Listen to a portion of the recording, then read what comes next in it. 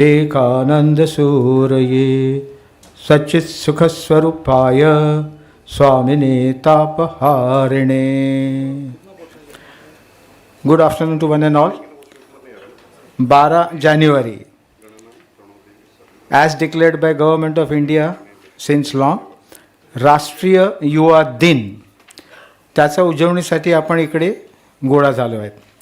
Today morning we had the function at Gateway of India, garlanding Swamiji's statue right at the beginning of Mumbai, our Gateway of India, and another garlanding was to Swami Vivekanand bust at Mahim Udyan, which is called Swami Vivekanand Udyan, the beginning of Swami Vivekanand Road on the western suburb. At present, in the evening, for public function at Ramakrishna Math, Ramakrishna Mission, Mumbai, Khar. We begin our program with invocation to Almighty, Vedic chanting performed by monks and the students of Ramakrishna Math Mission.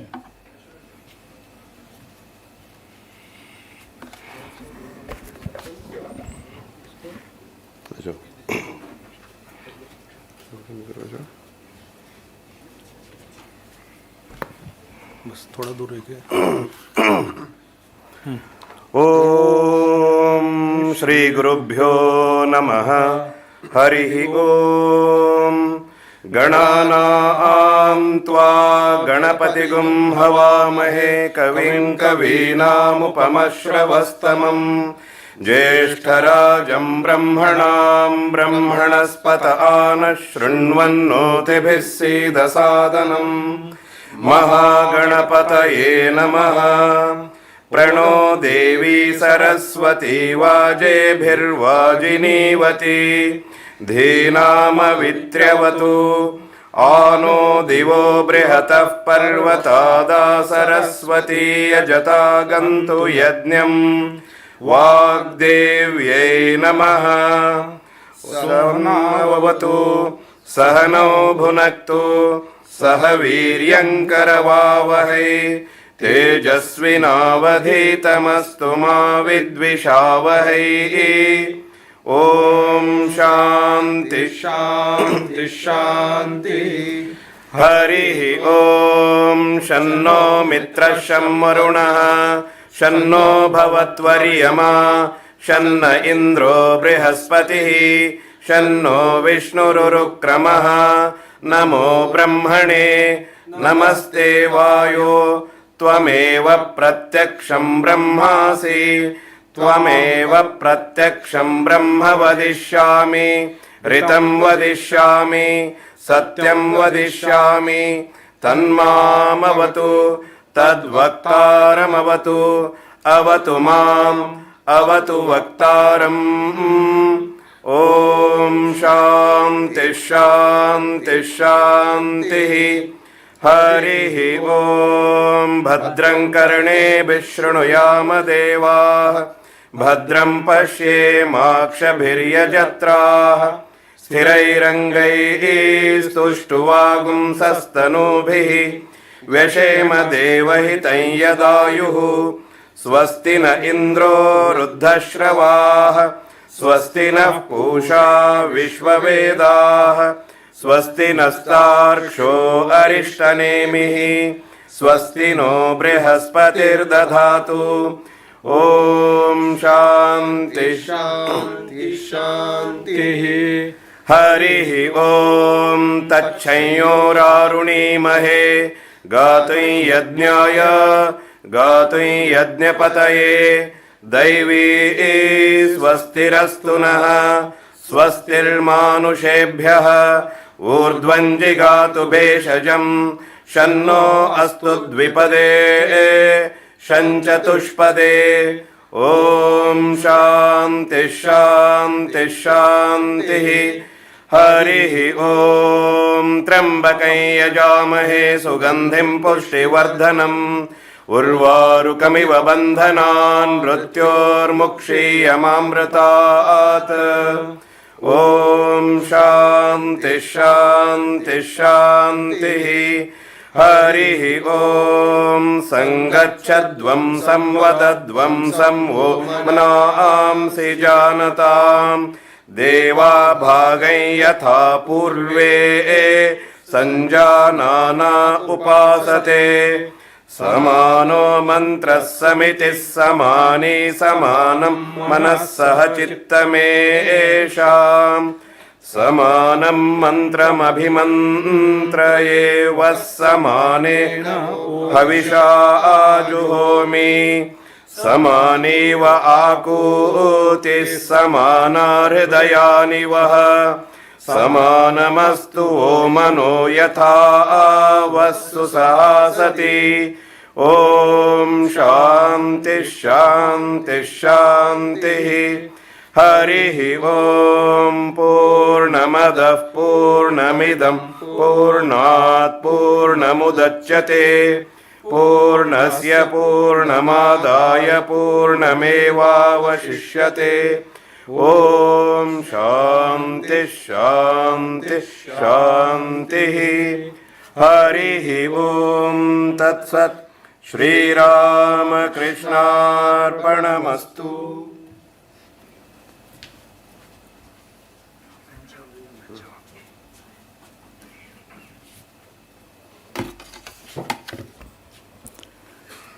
Pranam Maharaj, and thanks to students of Vivekanand Study Circle for a beautiful rendering from Upanishads, Vedic chanting. As the part of youth convention in the beginning, we would invite one of the team which had performed PowerPoint presentation. On occasion of Swami Vivekananda's birth anniversary every year, we have a Vivekotsav, a multi-talent week with elocution and recitation competition for school children, including PowerPoint presentation. We have it even for college. So for those students who have still not participated, you can take part. For college, the event includes essay writing, short film making, and PowerPoint presentation.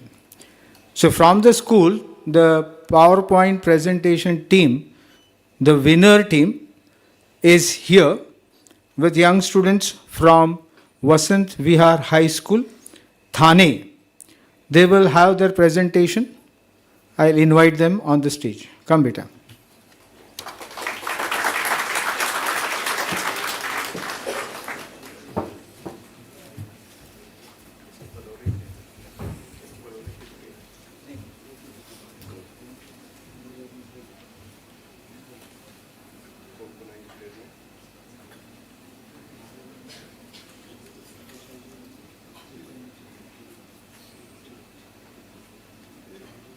Good evening to one and all present here. Today, on this auspicious occasion of National Youth Day, myself, Vedant Dese, along with Viva Arora and Siddharth Mishra from Vasantya High School and Junior College, are here to deliver the message of self-worth. Through this presentation, we aim to share the golden words of Swami Vivekananda written in gold. Swamiji believed that a true characteristic of a real personality is strength, not physical strength, but mental, moral, and emotional strength.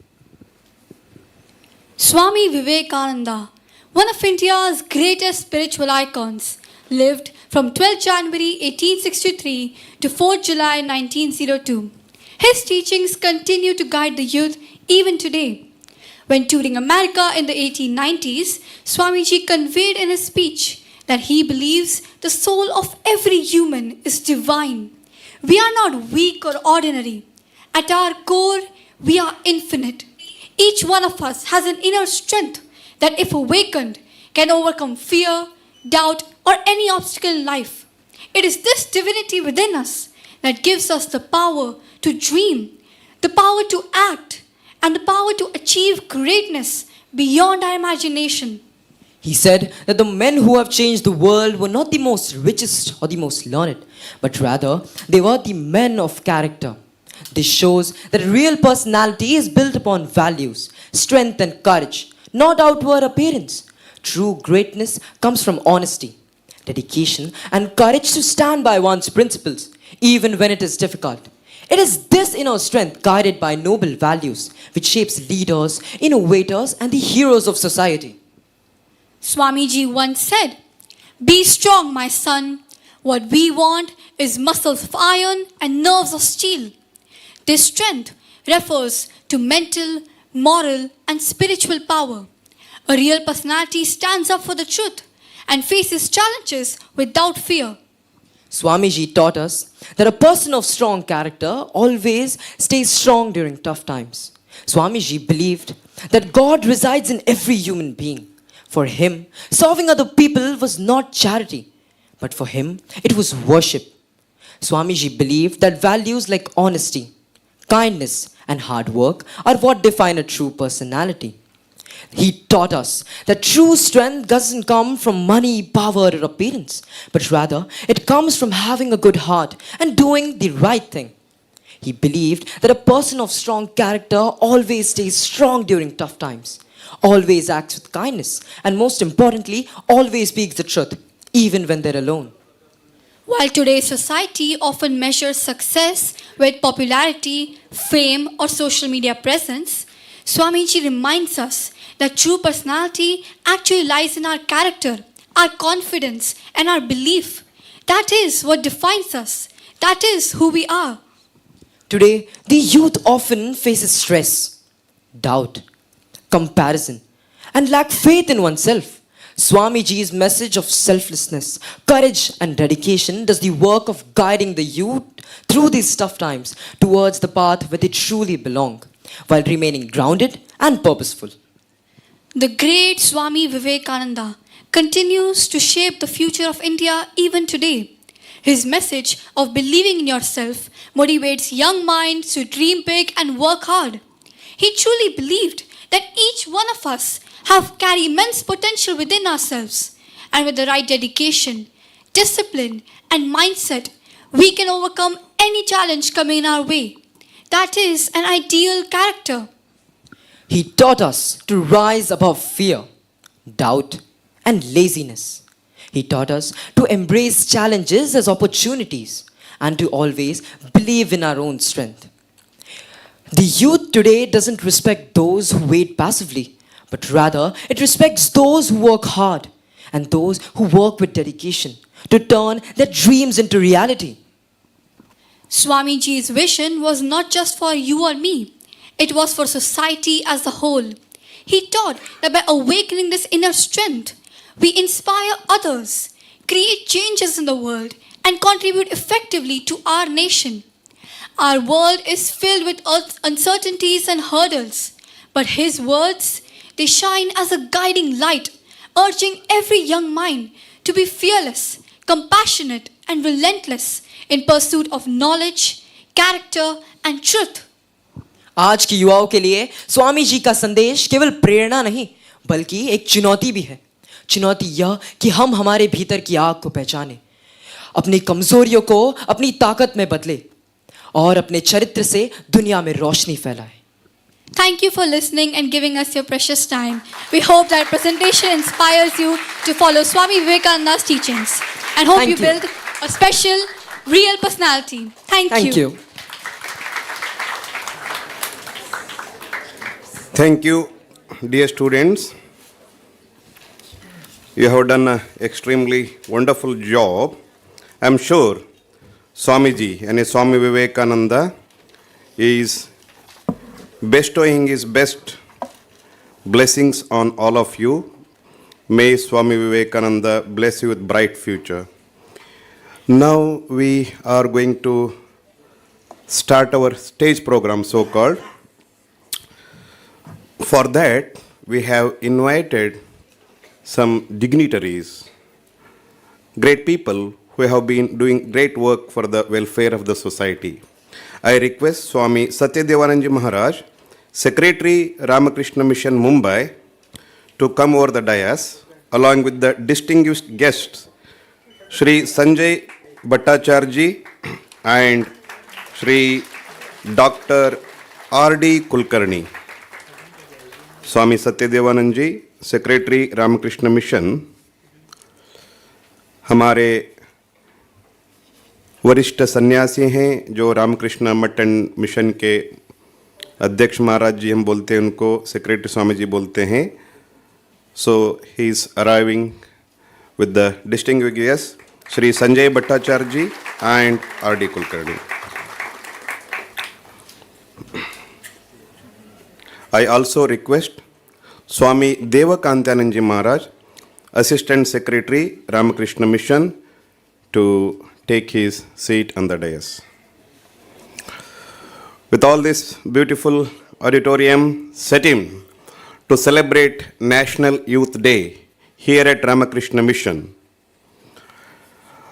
I request Swami Satyadevanand Ji Maharaj, Secretary, Ramakrishna Mission, for the welcome address. Pujya Swami Satyadevanand Ji Maharaj.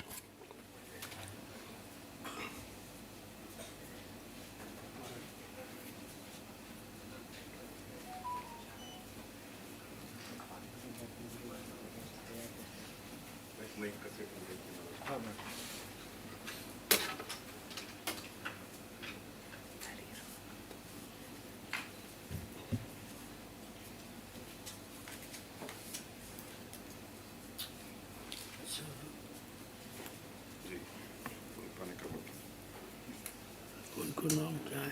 Sanjay Bhattacharya जी, जो है RD. Kulkarni, 2 जन guest है.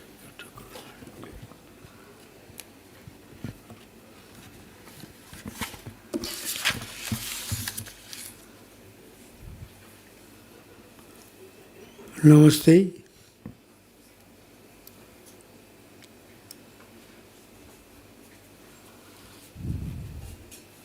मैं यहाँ पर जितना सारे युवा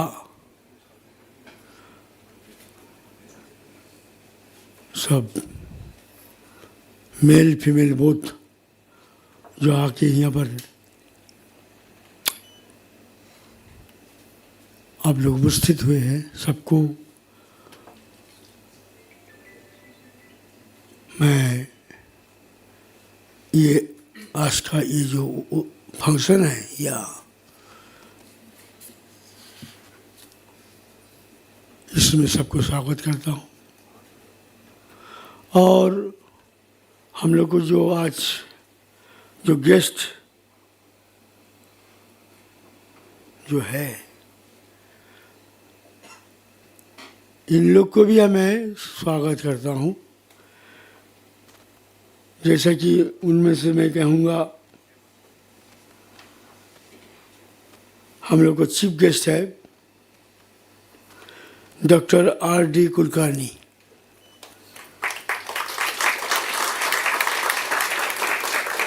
वाइस चांसलर है मुंबई यूनिवर्सिटी का. उनको मैं स्वागत करता हूँ हम लोग को आज का फंक्शन के लिए. और हम लोग को mister Sanjay Bhattacharya ji,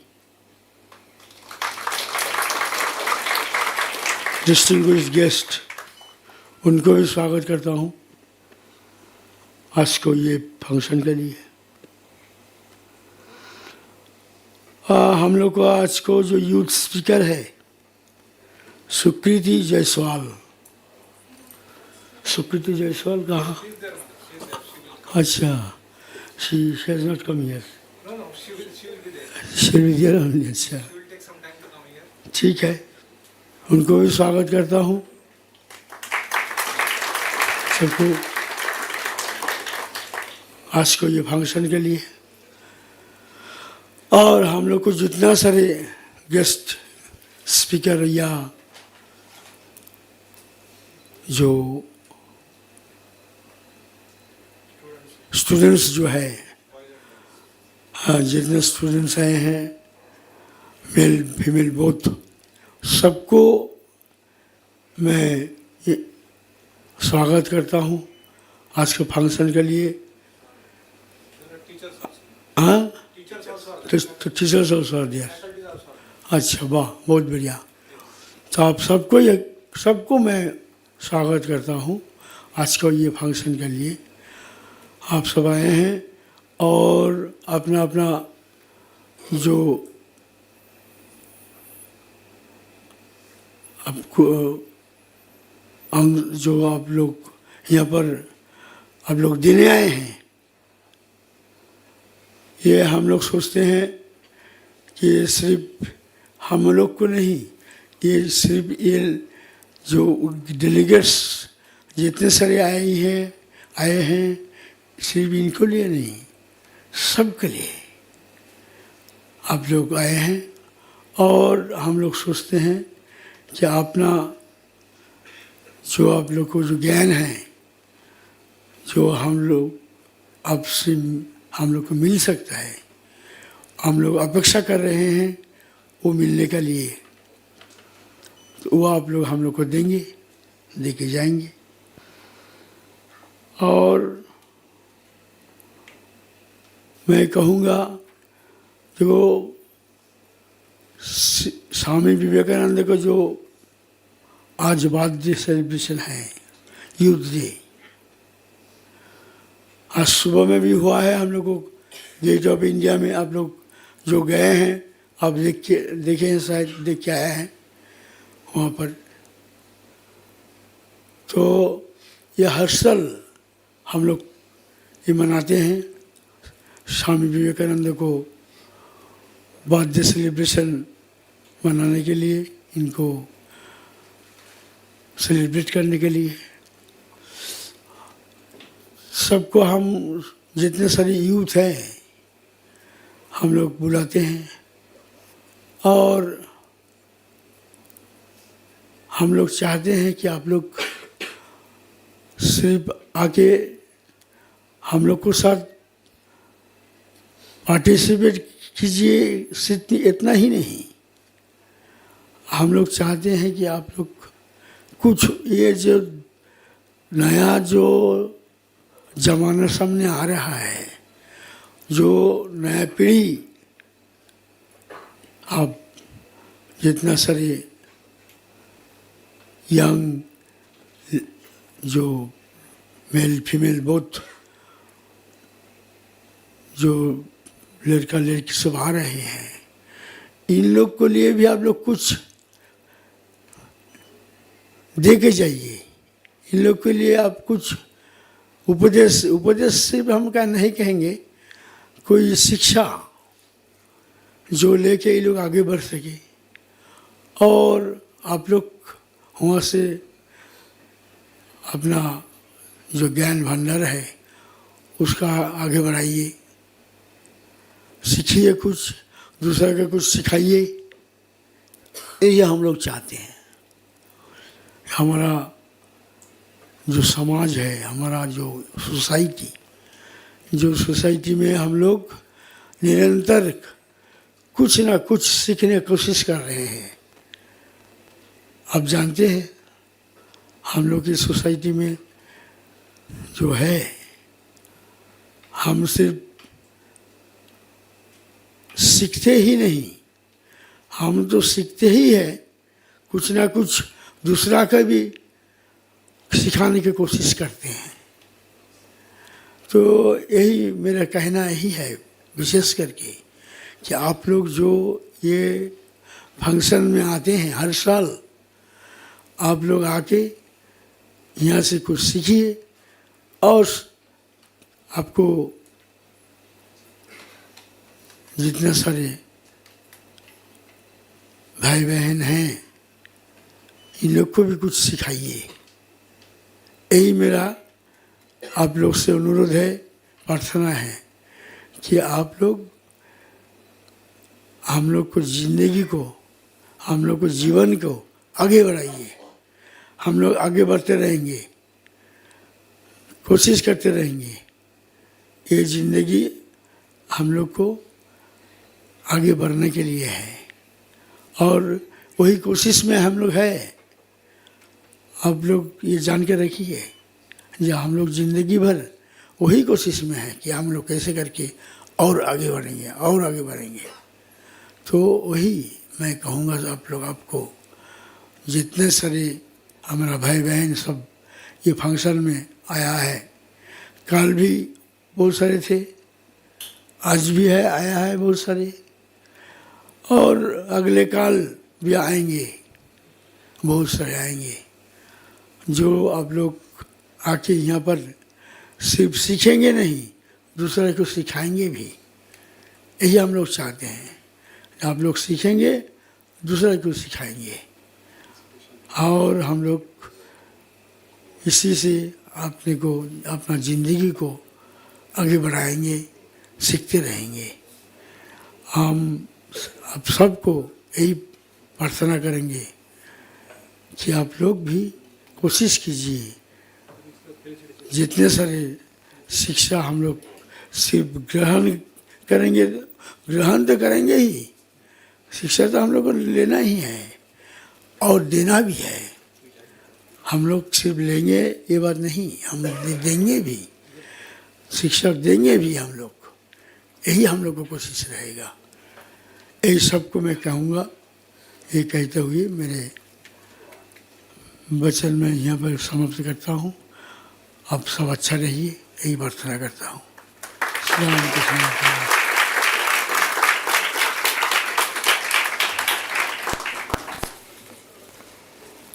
Thank you, Maharaj, for your kind words and words of welcome with love and affection. We move forward in our program. Felicitation of our guest.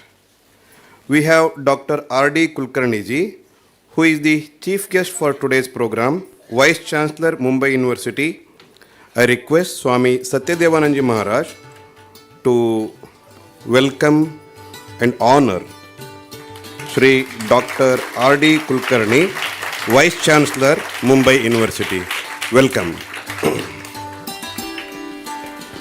Similarly, I request Swami Satyadevanand ji to welcome our one more guest, Shri Sanjay Bhattacharya ji, former National and Global Head, Operations and Projects Lubricants, Indian Oil Corporation Limited, Maharashtra.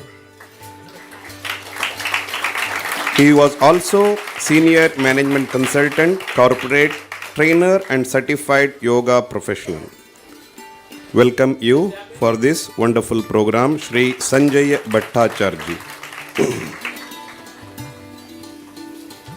Thank you, Maharaj. Now I request Swami Devakantanand ji Maharaj, Assistant Secretary, to present a bouquet to our Secretary Swamiji, Swami Satyadevanand ji, and welcome him for this program.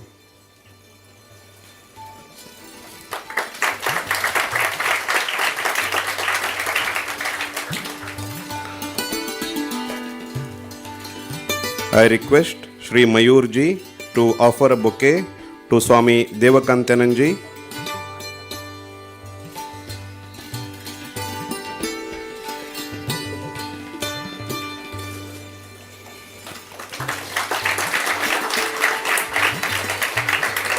Thank you, Mayur ji. Dear students and teachers and honored guests, we move forward in our program. The first address by our guest, Shri Sanjay Bhattacharya ji. We request Shri Sanjay Bhattacharya ji to address the gathering.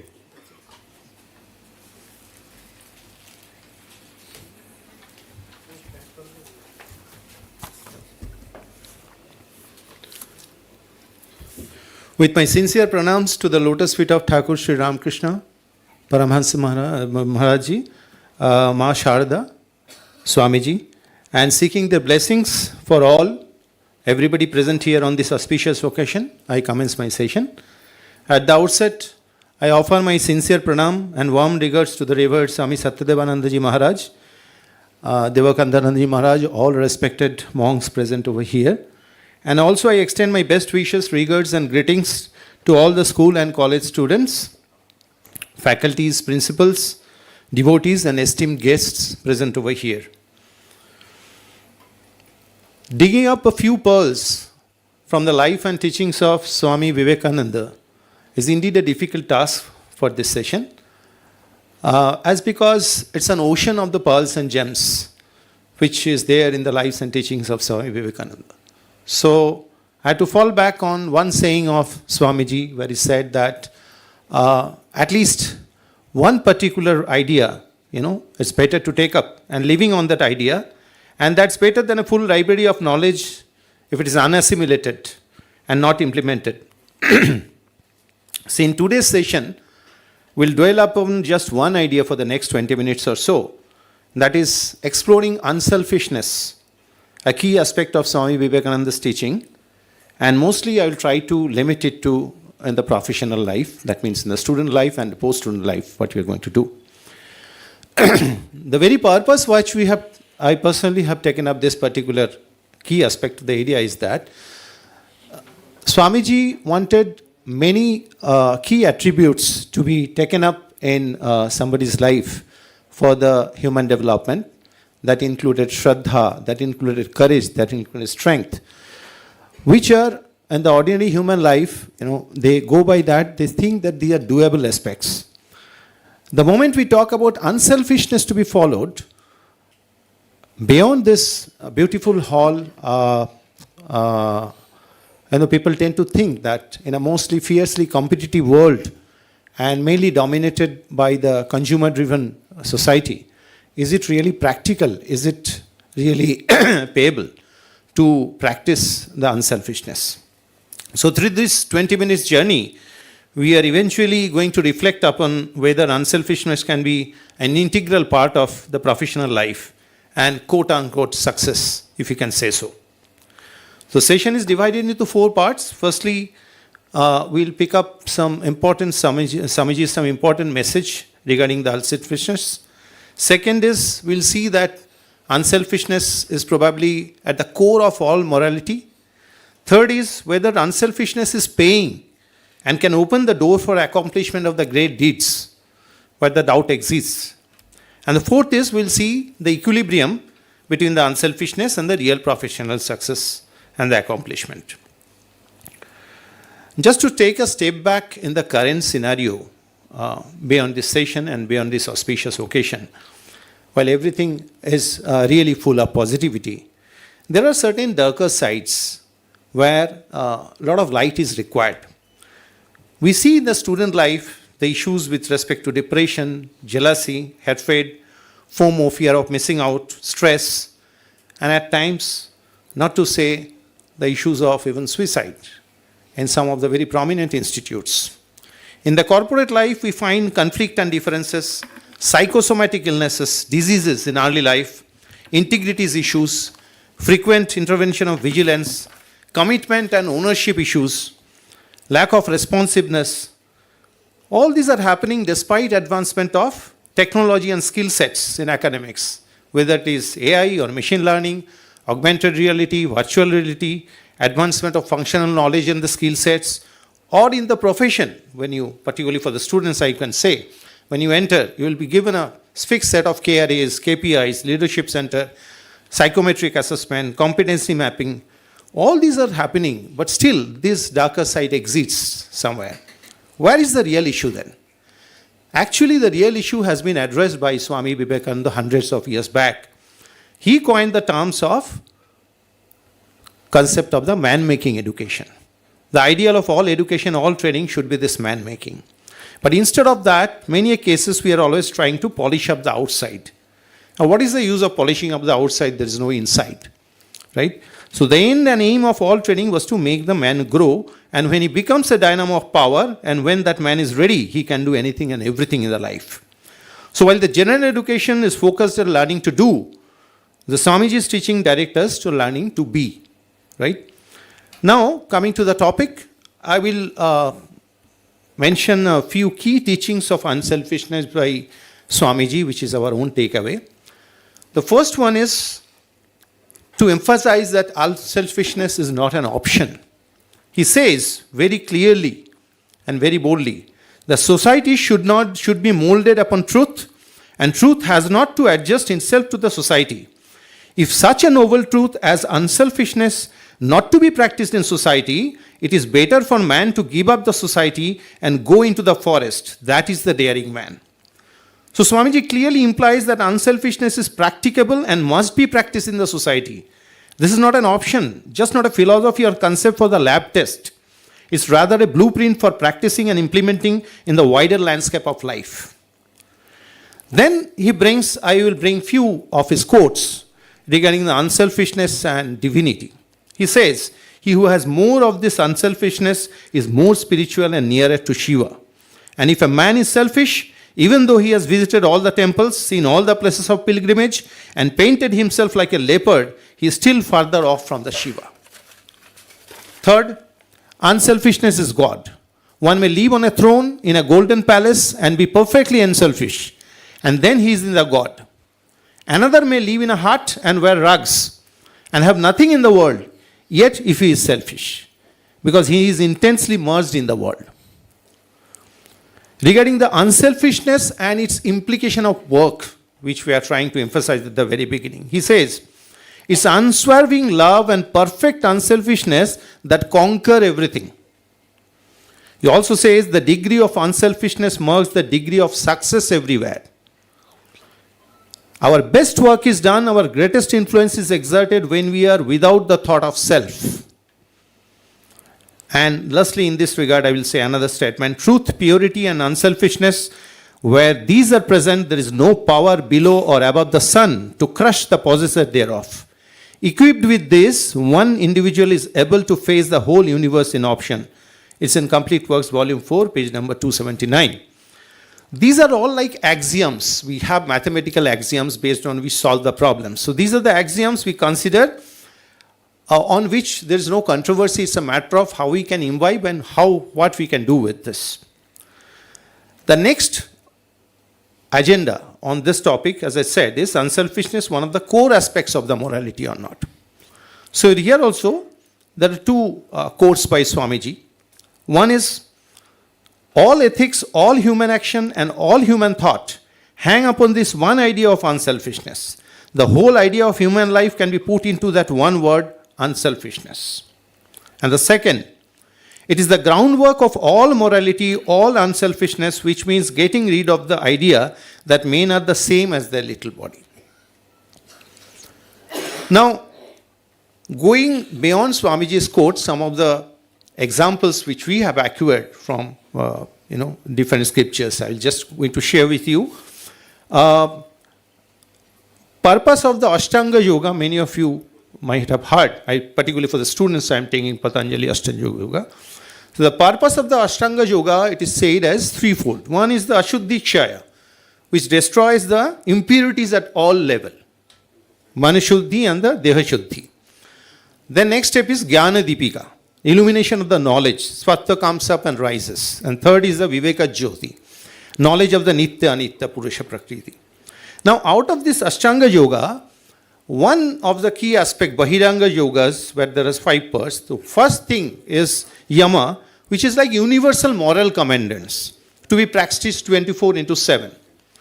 So there are 5 elements. It talks about practicing ahimsa, satya, astya, that is non-stealing, brahmacharya, continence, and the aparigraha, that is non-coveting. If you see, out of all the 5 aspects, if there is unselfishness present as an integral part of a being, then all this automatically comes, right? When you are unselfish, हिंसा तो हम दूसरे से करते हैं. अगर unselfish होंगे तो किन से हिंसा करेंगे? Similarly, satya, मिथ्या बोलने का जरूरत ही नहीं होगा. All this comes when we perceive multiple identities. So I am not going to, dwell upon this in a bigger way, but fundamentally, if you see in Yama, then unselfishness is at the core of this 5. Also, there is another aspect in the same yoga. It says that the antidote bhavnas to win over various kleshas are 4. So it talks about Maitri, Karuna, Mudita, and Upiksha. Maitri is friendliness from the core. Karuna bhavna is for a happy company, attitude towards unhappy. Mudita bhavna is delight in the victory of others. Somebody is happy, so you should be also happy. 4th is Upeksha, forbearing negative. Again, you see, one can see that unselfishness is the core again out of these 4. If you are unselfish, if that attitude is integral part of our character we can adopt, then all this is automatically comes within us. Next point, I have to emphasize, as I said, the core question among the general human being, whether unselfishness is paying and can really open the door of accomplishment for the great deeds. So here also Swamiji only said that if a man works without any selfish motive in view, does he not gain anything? Yes, he gained the highest. Unselfishness is more paying. Only people have not the patience to practice it. Right? Now, when you say unselfishness is paying or not, then question comes, what is the benchmark? What is the benchmark we say it is paying or not? Typically, as students or who are building up their life, we say success. Right? Success is the parameter. Now the next question comes, then what is the success? Somebody will say success means achieving the goal. Whether the goal was correct or not, what is the sanctity of goal? Somebody can go beyond that. It's not success, not goal, etc. Finally, we want to be happy. So happiness is the goal. Right? Now in the happiness, if we just go to the latest management theories or whatever findings have come. So once upon a time, Abraham Lowe has come out with a motivation theory. Right? That is in 1952.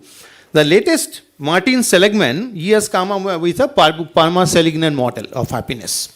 He talks about positive emotion, engagement, relationship, meaning, accomplishments, all that, which finally is derived into 3 pillars.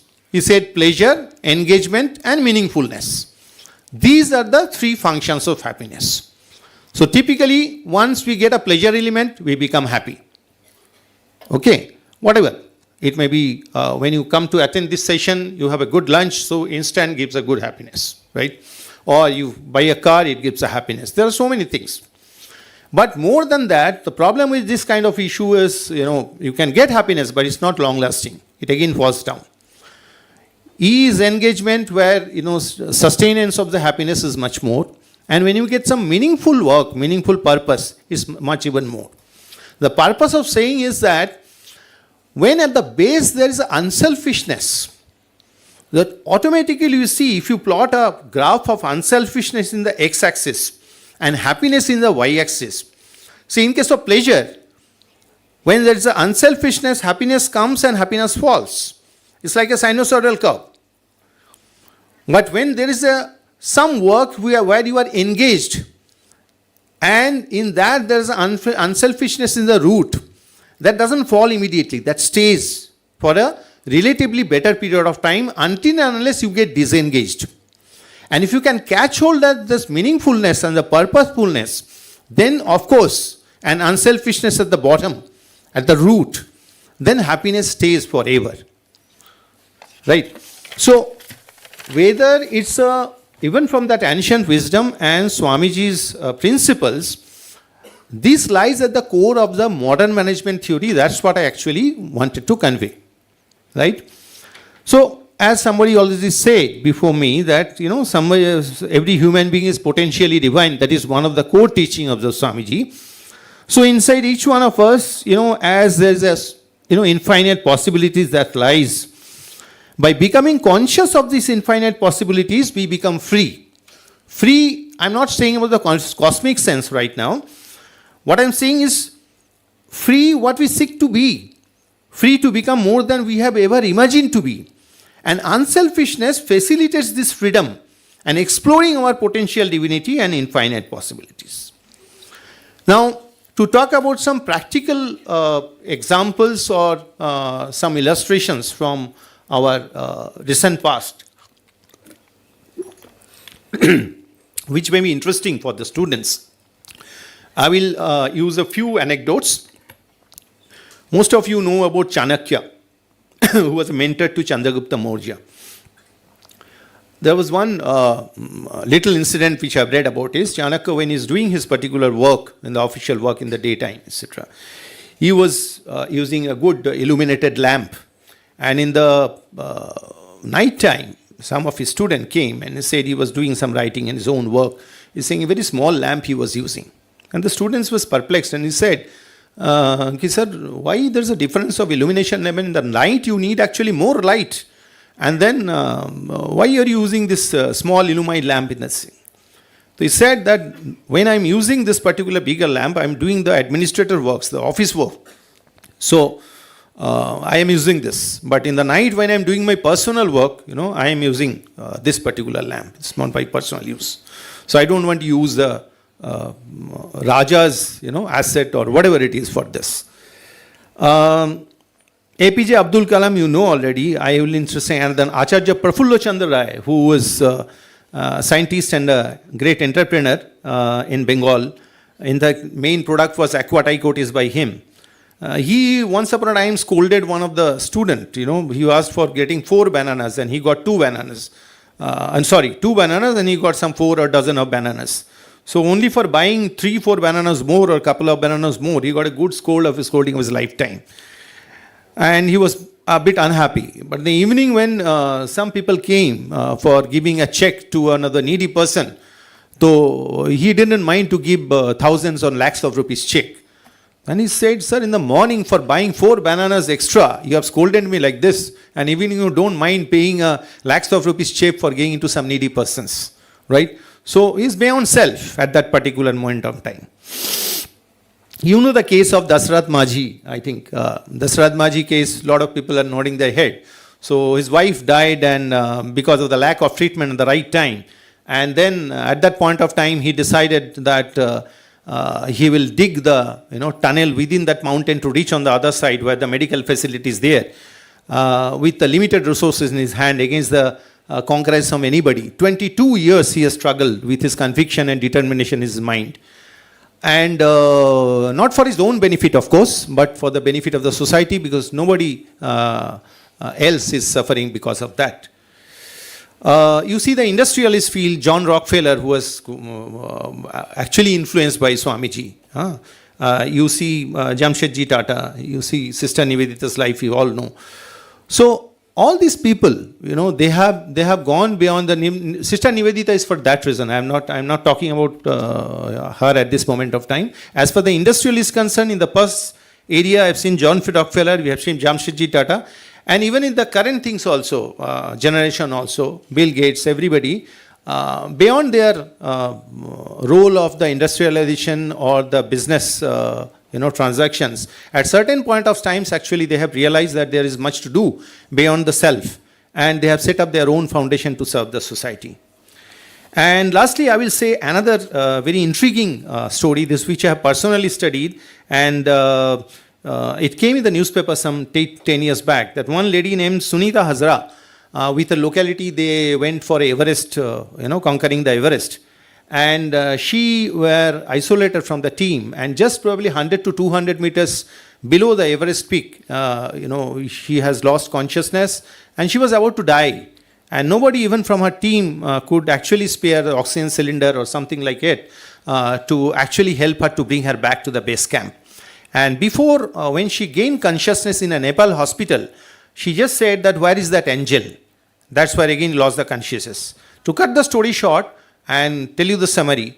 The point is, there is one gentleman named Leslie John Beans, who is from UK, whose 30 years dream was to do the Everest summit. And he went there after 30 years after conquering different summits. And he was 100 meters away from the peak, which is his lifelong dream, where he found this lady is about to going to die. And she left her dream there, and she thought this is much more important a job to do. And she carried that lady back by sharing her oxygen cylinder base to the base camp, and that's how the lady was saved. And regarding him, one of the great mountaineer, he was blind, who was on the Mount Kilimanjaro winner. She had wrote a beautiful line. She says that sometimes peak is not the summit. Sometimes peak is not the summit. This man from Yorkshire reached higher than the top of the Mount Everest, a place that is taller than any sporting achievement. He is the only member of his team who couldn't make it. Yet he shall remain one of the greatest that went on the trail, because he showed humanity, compassion and conscience. Leslie, you are the role model to every mountaineer in the world. Mountaineer of Mount Kilimanjaro from the Cancer Foundation said. He said that the most valued asset of a true professional is his positive values, not just the functional knowledge or skill set. Where from you started. Focus being the functional knowledge and the skill set, but this man also finally at the core demonstrated the unselfishness nature which was greatly emphasized by Swamiji over there. The last agenda of this last I will say para of this particular topic is the equilibrium between the unselfishness and the real professional success. You see, in the industrial sector or in the corporate sector, there is a paradigm shift which is taking place. Earlier, the focus was on the efficiency, cost, throughput, extract, etc., which needed the efficient administrative skill, transactional managers, leaders, etc. Gradually, it is coming, and it has come to a large extent in many organizations, is a contributory paradigm, where there is a value has to be created, dynamic entity, role flexibility, freedom from the caged identity, whether it is ego, whether looking great in the social media, and so on and so forth. This needs a leadership like in the Rajarshi model, where you are Raja from the outside, but inside you are Rishi. And you have to be a transformational leader. So all this needs a positive change, invoking and awakening the best, which Swamiji talk about, if there's the infinity inside. But invoking and awakening is not good enough.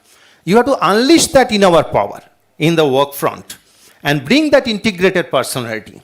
And then thus you strengthen the institutions from the micro level, that is your institution, community, up to the country level, to become resilient in a VUCA world and reflect this to the organizational business outcome and country's prosperity.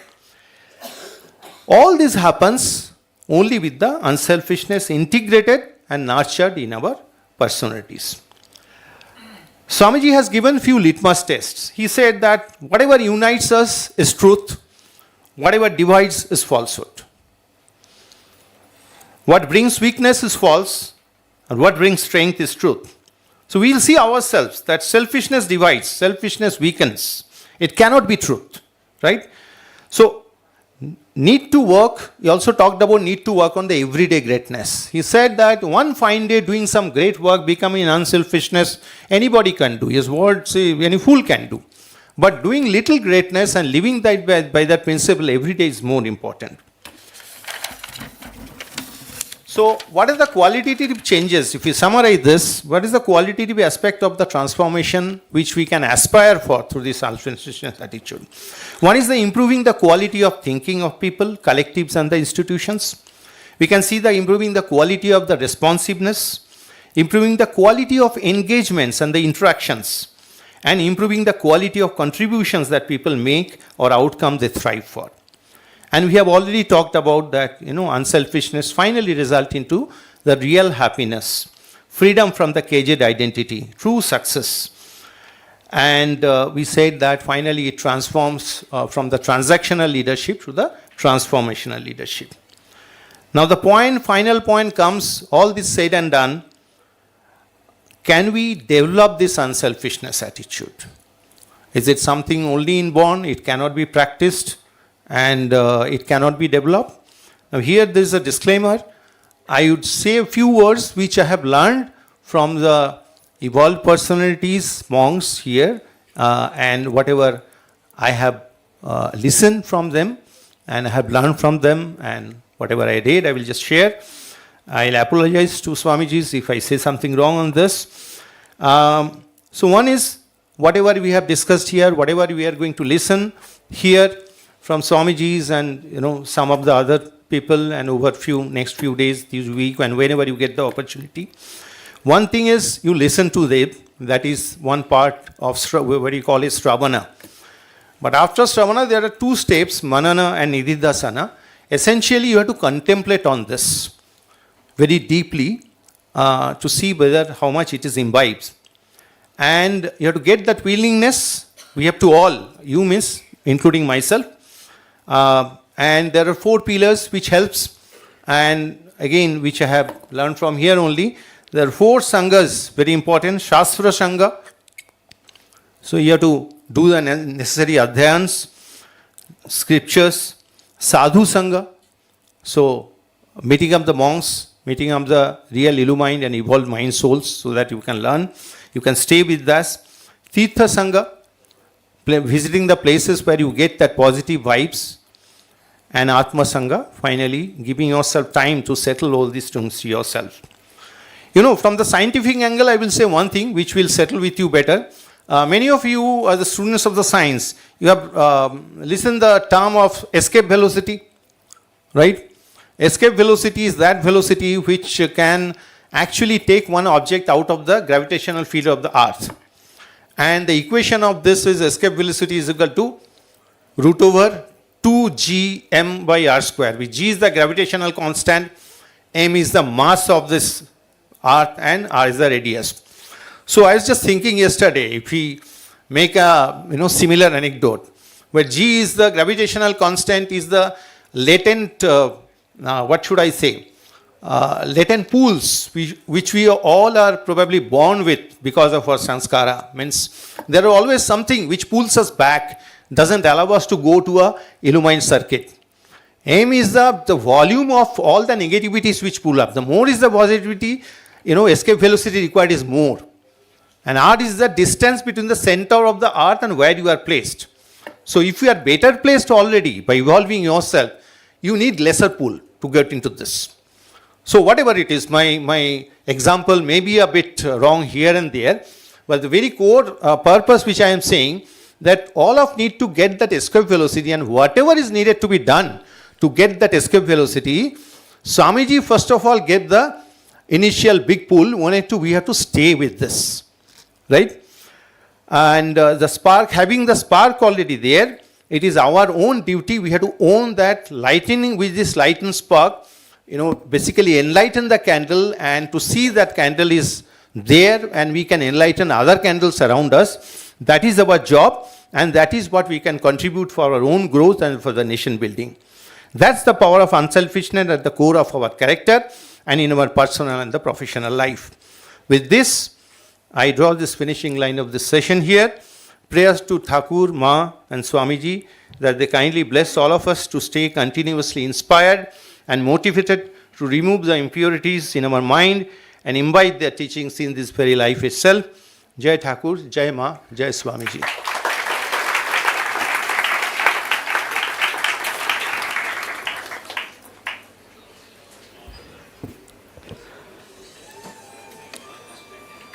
Thank you, Shri Sanjay Bhattacharya ji, for that scientific exposition on unselfishness and how it is related with even modern management. Thank you once again.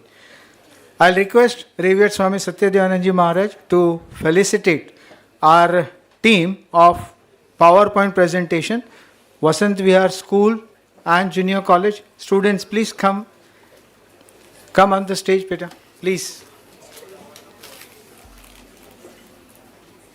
यहाँ से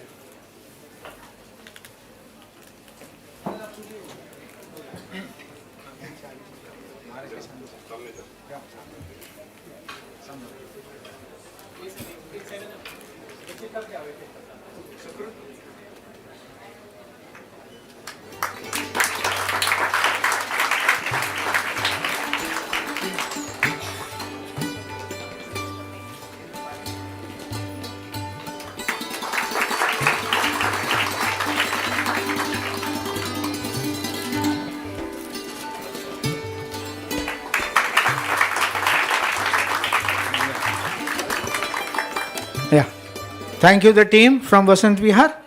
Yeah, all the best. I'll request Miss Sukruti Jaiswal. She had been the winner of essay writing competition which was held in Vivekotsav 2025. And she was the first prize winner in English as well as Hindi essays. Hindi essay. So she will be giving her views on that essay which she had written. Sukruti.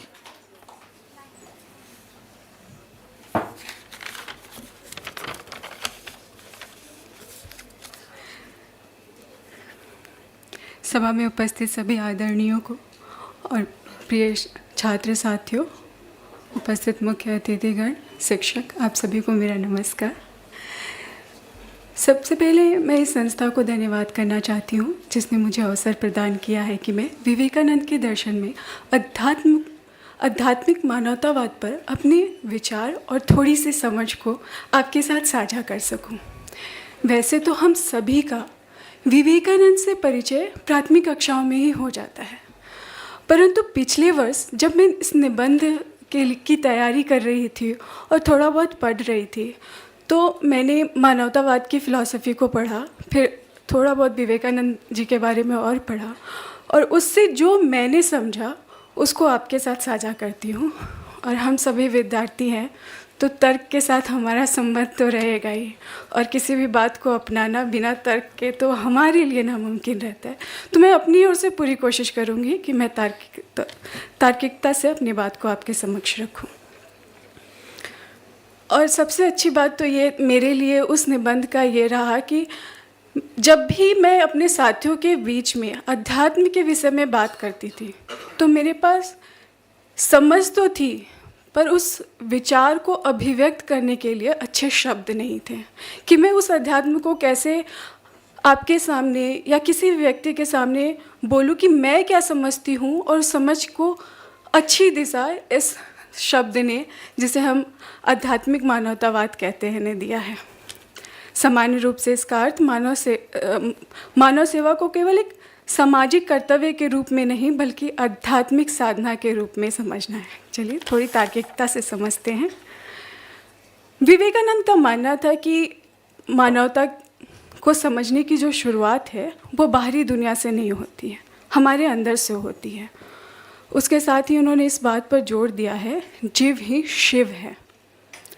बहुत धार्मिक है ना ये line, परंतु बहुत यथार्थ है। इसका अर्थ है कि ईश्वर किसी एक स्थान या प्रतीक तक सीमित नहीं है, बल्कि वह हर जगह है। एक ही ईश्वरीय तत्व मुझ में विद्यमान है और आप में भी विद्यमान है।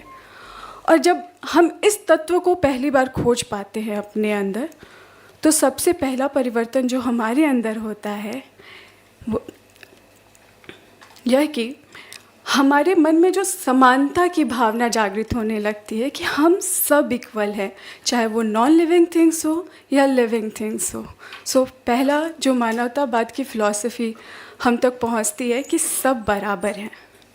यह बोध कि मेरे और आपके भीतर एक ही चेतना है, तो फिर ऊंच नीच किस बात की। और यह दृष्टि जब और थोड़ी गहराती है, तो स्वाभाविक रूप से हमारे अंदर करुणा और सहानुभूति का जन्म पाती है। फिर हम दूसरे को दुख को उसका दुख नहीं मानते हैं, बल्कि स्वयं का ही विस्तार मानने लगते हैं, क्योंकि वही तत्व उसमें है, वही तत्व मुझ में है। अगर वह दुखी है तो मैं भी दुखी हूँ। और यहाँ से उत्पत्ति होती है निस्वार्थ सेवा की। जब जीव ही शिव है, तो सेवा कोई उपकार तो नहीं हो सकता है, ये आपकी इबादत और आपकी पूजा है। और यहीं से विवेकानंद ने जो कर्म योग के सिद्धांत की बात की है, उसका जन्म होता है, जिसका अर्थ है ऐसा कर्म जो बिना आसक्ति के किया जाए, लेकिन पूरी जिम्मेदारी और समर्पण के साथ किया जाए। इस प्रकार की सेवा केवल सामाजिक कार्य नहीं है कि किसी समाज में इस पर्टिकुलर रोल में हूँ, इसलिए मेरा ये कर्तव्य है, इसलिए मुझे करना चाहिए। ये स्व के बारे में है, ये मैं के बारे में है। और यह आध्यात्मिक साधना जो आपके स्व से शुरू होती है, ये धीरे धीरे आपके पड़ोस, आपके समाज, आपके विद्यालय, फिर देश और इस विश्व तक पहुंच जाती है। और यदि इस वर्तमान समय में आप कहीं भी नज़र डालो, चाहे हम इंस्टाग्राम रील्स पे नज़र डालें, विश्व में होने वाले तमाम वॉर्स पे नज़र डालें, तो सबसे पहले इसकी ज़रूरत आज हमें महसूस होती है कि हम स्व को समझें और वह स्व को विस्तृत रूप से समझें और विवेकानंद को अपनाएं। उनका आध्यात्मिक मानवतावाद किसी धर्म, वर्ग या समुदाय तक सीमित नहीं है। यह संपूर्ण मानवता के लिए है और विशेष रूप से आज इस वर्तमान समय में हर व्यक्ति, हर समाज और खासकर हम विद्यार्थियों के लिए है। इसी के साथ ही मैं अपने शब्दों को विराम देती हूँ और इस अभिव्यक्ति के दौरान यदि मैंने किसी प्रकार की त्रुटि की हो तो क्षमा प्रार्थी रहूँगी आप सभी के लिए। धन्यवाद। जय हिंद, जय Bharat.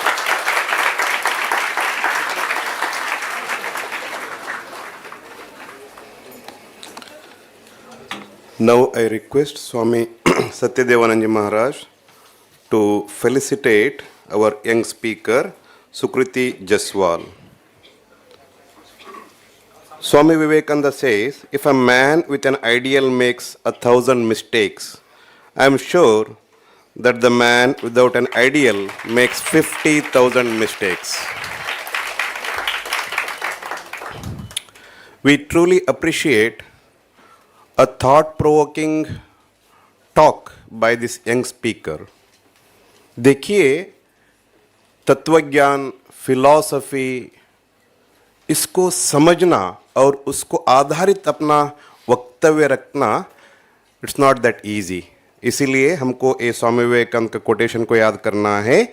If a man with an ideal commits 1,000 mistakes, I am sure without an ideal, he or she might have committed 50,000 mistakes. So the moment we have an ideal, our mistakes will come down. So truly appreciate Sukruti. We have one more young speaker, Kumar Medhaj Madhavan. He is our member at Vivekananda Study Circle. For the kind information of all young boys who are seated here, I want to inform you that Ramakrishna Mission Khar Mumbai conducts weekly class for youths, mainly for the boys. Morning 9:30 to 1:30, these youths from different colleges come and spend some time in the ashram, learning Vedic chanting, learning Swami Vivekananda's quotations, learning from Bhagavad Gita, Upanishad, above all, practicing yogasana pranayam for a healthy living. Above all, they are served with healthy eating. Holistic food, we call it. So those boys who are interested can enroll for Vivekananda Study Circle to learn more on Swami Vivekananda, to practice yogasana and pranayama every Sunday with us. With this announcement,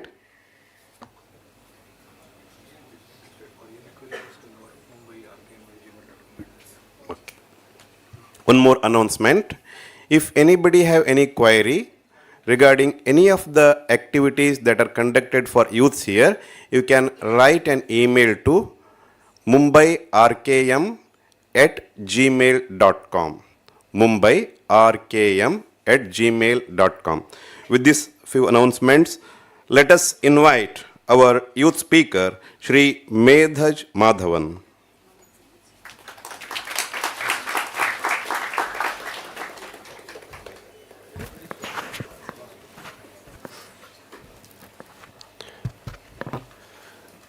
Om Namah Shri Athirajaya Vivekananda Suraye Satchit Sukha Swarupaya Swamine Tapaharine. I offer my humble pranams at the holy feet of Thakur Ma and Swamiji. My reverential pranams to Rigved Swami Satyadevananda Ji Maharaj, Swami Devakantananda Ji Maharaj, and the respected monks present amongst us today. My respected pranams to the dignitaries Sri R.D. Kulkarni and Sri Sanjay Bhattacharya ji, and my most heartiest welcome to my dear young sisters and brothers of Mumbai. One of the reasons Swami Vivekananda is so deeply loved, respected, and idealized by us Indians is because of his boundless love for our country and her people. Today, I would like to share with you one incident from Swamiji's life, which in my opinion is an incident which beautifully reflects the magnanimity of his heart and how deeply he thought about India. While in London, after returning from his first journey to the West in 1896, one of Swamiji's English friends asked him a question. He said, "Swami, after 4 years of experiencing the luxurious, powerful, and glorious West, how do you now feel about your motherland?" Now, if someone asked us a similar question today, many of us might hesitate before answering. But Swami Vivekananda's response was extraordinary. He said, "India I loved before I came away. Now, the very dust of India has become holy to me. The very air of India has become holy to me." It is the holy land, the land of pilgrimage, the Tirtha. This was not blind emotion. This love was rooted in Swamiji's unshakable faith in the youth of India. That is why he exhorted us to believe that we are born to do great things. That is why he said, the history of the world is the history of a few men and women who had faith in themselves. He reminded us that this faith awakens the divinity within us, that we possess infinite strength, and that failure comes not because we are weak, but because we do not strive enough. Swamiji warned us clearly. As soon as a man or a nation loses faith in itself, death comes. Today, India stands at the cusp of a gigantic leap of growth because men and women of faith once walked on this sacred land. Men and women who dared to face adversity, who refused to give up, who believed in themselves even when the world doubted them. And we are the inheritors of that legacy. Upon our capable shoulders rests the future of this great nation. To conclude, my dear sisters and brothers, inculcating the spirit of Swami Vivekananda begins with Shraddha, faith in ourselves. When we approach life fearlessly, we begin to realize the tremendous possibilities within us. And we begin to understand the glory of who we truly are. With this, I would like to offer my pranams to all of you. Thank you and namaste.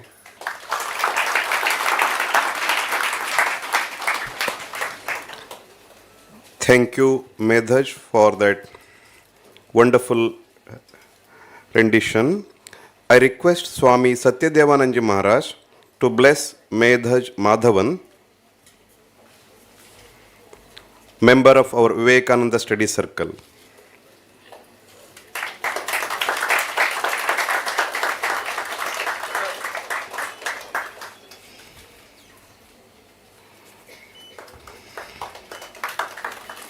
Thank you, Maharaj. Now we are moving towards the end of this program. Who else can be a better speaker than a teacher, a professor, a vice chancellor of a university, vice chancellor of our Mumbai University, Dr. R.D. Kulkarni ji will be addressing all of us. Shri R.D. Kulkarni ji, Vice Chancellor, Mumbai University.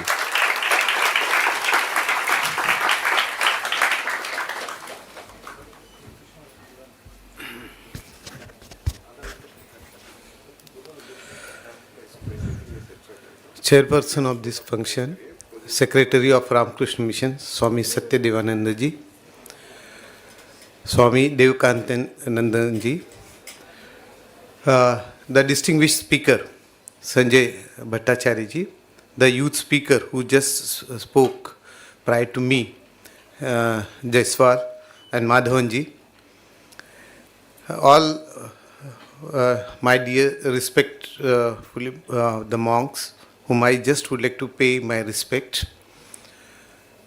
And before I begin with my speech, let me offer my prayer, my vandana, to Swami Ramakrishna Paramahamsa, Ma Sharda, Swami Vivekananda. My dear students, faculty members, sisters and brothers, friends, when we look at Swami Vivekananda, I mean, we have in fact a separate session by Bhattacharya ji, you would have another workshop tomorrow. But whenever you look at Swamiji, we always understand him as a deep ocean with greater width, a very ocean with great depth and width. And the wave of that ocean reflects different colors, different shades, different dimensions of the personality. Whenever we like to understand, whenever try to understand Swamiji, probably in many cases we try to understand a particular personality aspect, particular wave, and according to that shade, probably we try to have an understanding of the Swamiji's life, Swamiji's preachings, Swamiji's thoughts, Swamiji's quotations. But whenever probably a total understanding of Swamiji, if required, like then probably we need to understand the diverse aspects. And when we look at the writings on Swamiji, when we look at the people who got inspired by him, and if you look at all those people, all those spectrum of stalwarts, then we understand a lot of diversity. And in fact, lot of personalities with opposite nature. For example, we always look at one of the dimension of spirituality towards Swamiji. We understand that while he was on way to Chicago, and probably during this American tour at America, then Europe, and coming back to Bharat. Okay, the J.J. Goodwin has, as a stenographer, tried to have all his speeches verbatim by verbatim, and that is how we could get a real reflection of what is being presented, what is being talked, what is being delivered by Swamiji during its tour across nations. And then, say, if you would like to understand those days, like he has talked about 4 different yogas. And during his life himself, Swamiji corrected, of course, 3 volumes, one on Raj Yoga, then Karma Yoga and Jnana Yoga. And probably by around first week of the century, 1907, 1910, probably the 4 volumes on yoga came. And now through mammoth work by Ramakrishna Mission, okay, we come across 10 volumes on yoga itself. So when we look at spiritual life, spiritual personality, okay, we would see Swamiji as an authority on Vedanta, okay, have spoken a lot on Vedanta itself. And when as a spiritual people, okay, we would we draw lot of support, lot of understanding on traditions, customs, and Vedic principles or Advaita principles itself. That's on one side.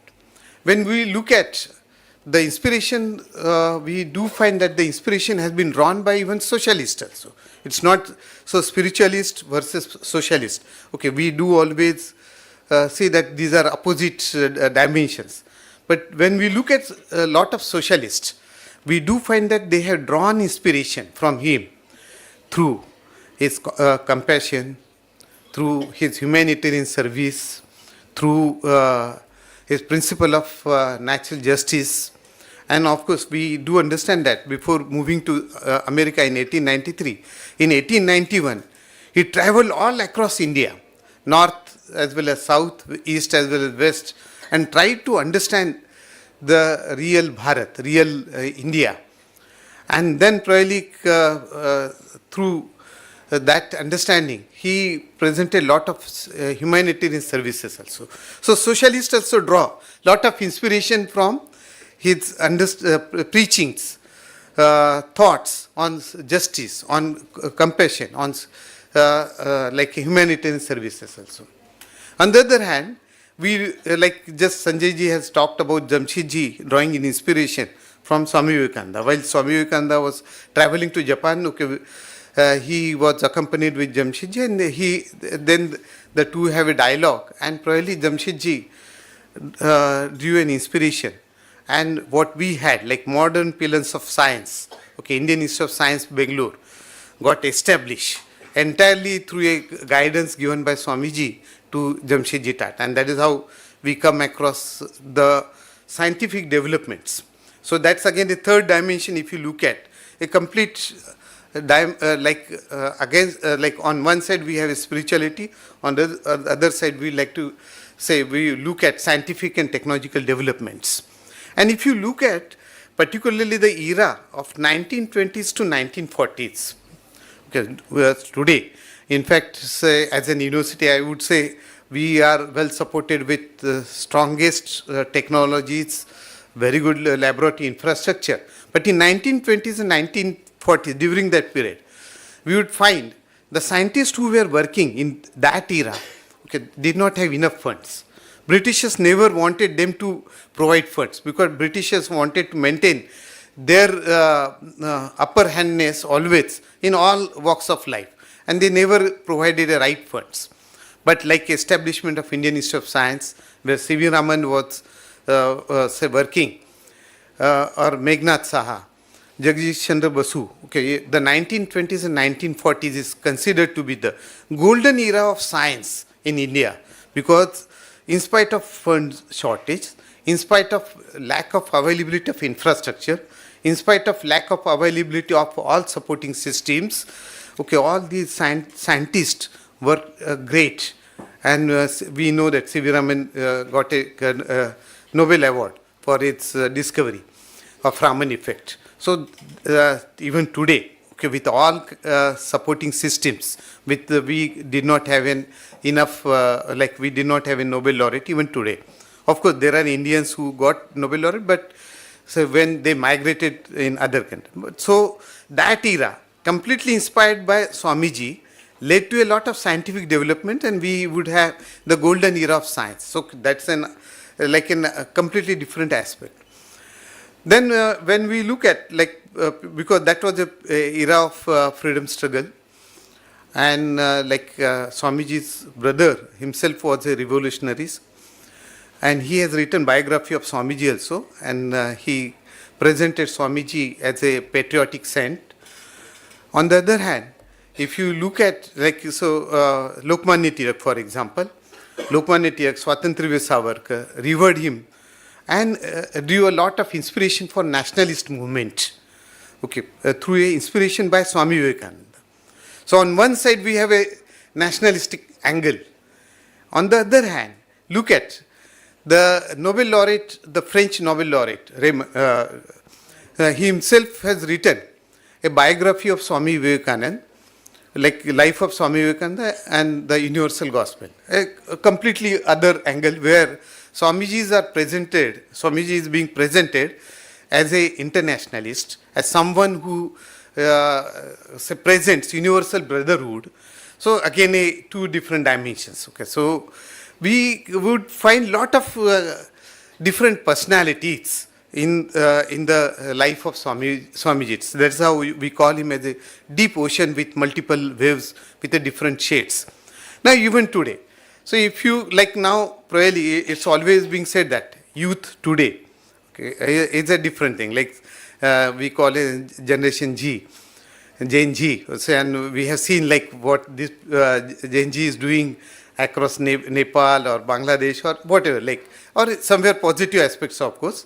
Don't always concentrate on negative part, but so we do find that this generation has lot of information, lot of knowledge. I don't say wisdom, but lot of information, lot of knowledge, lot of understanding, diversity of understanding.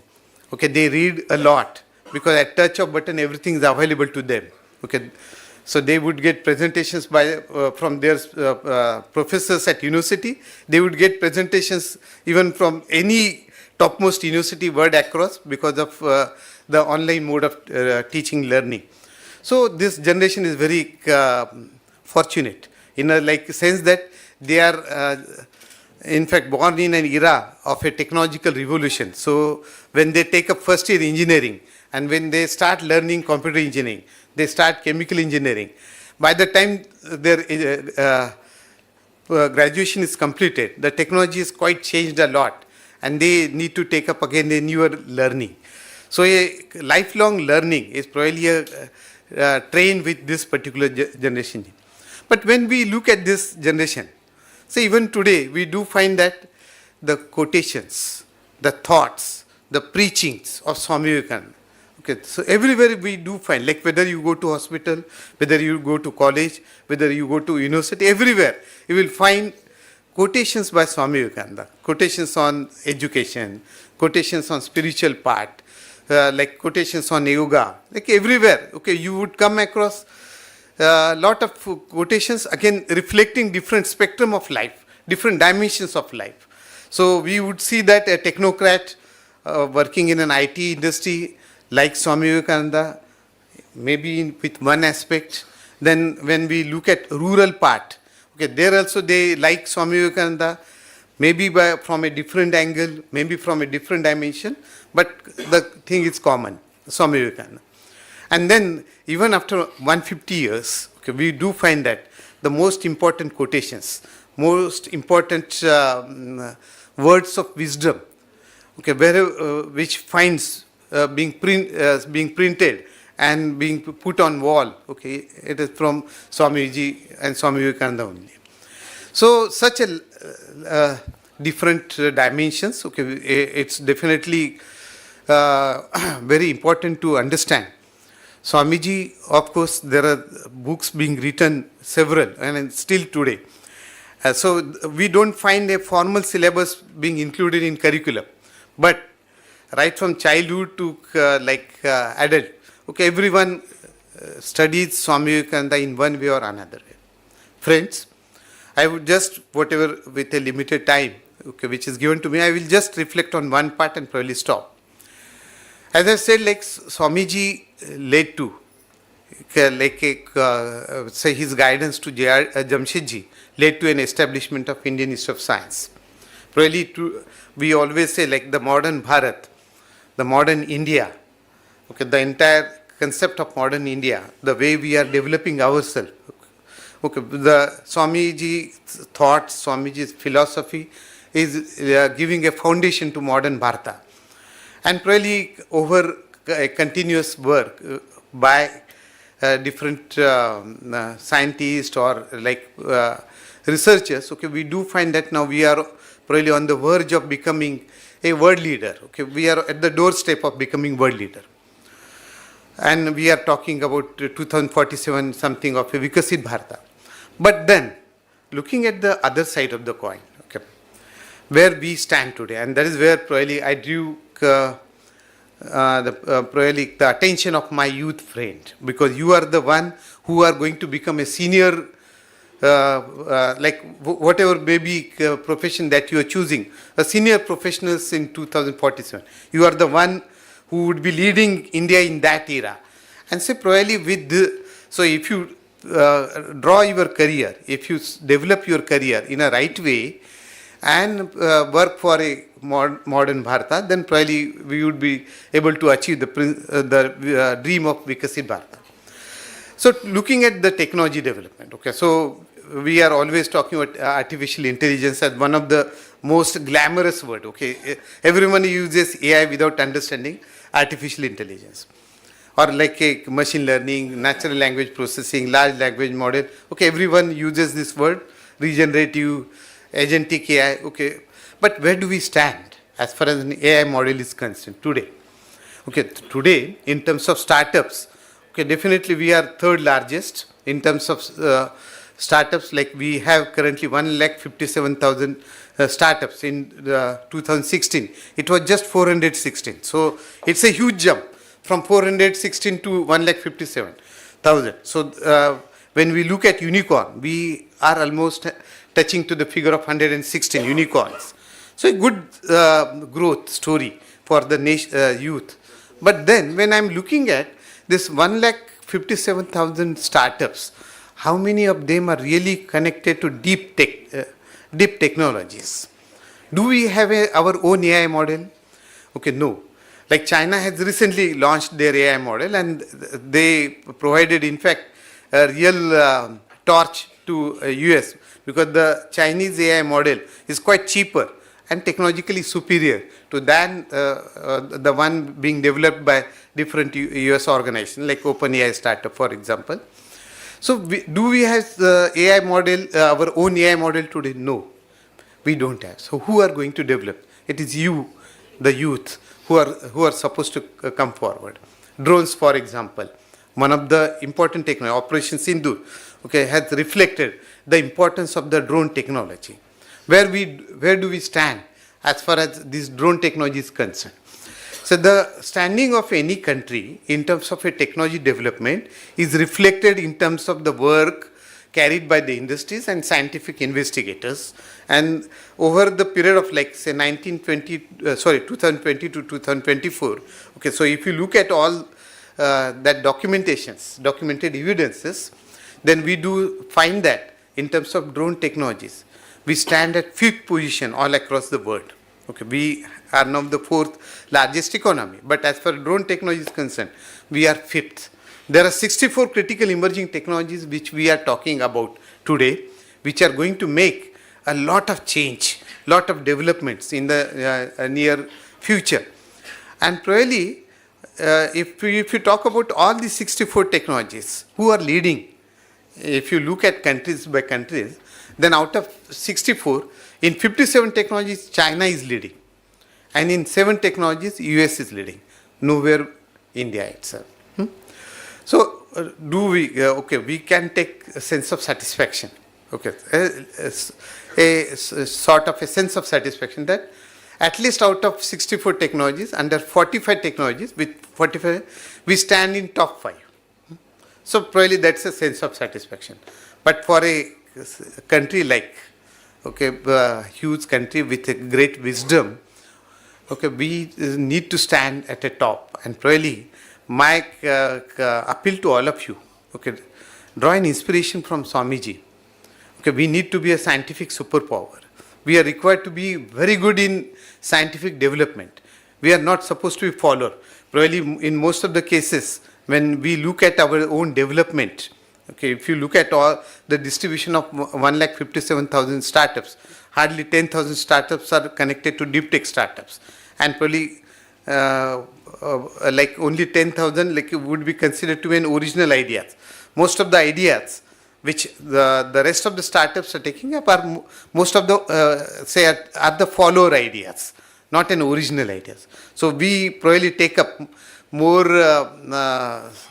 like a development more as a follower, not as a leader. So this is where the difference which I do understand the youth must make. And you have lot of scope. Okay, now probably lot of flexibility in approach, lot of possibility of undertaking development. So let us take then advantage of that.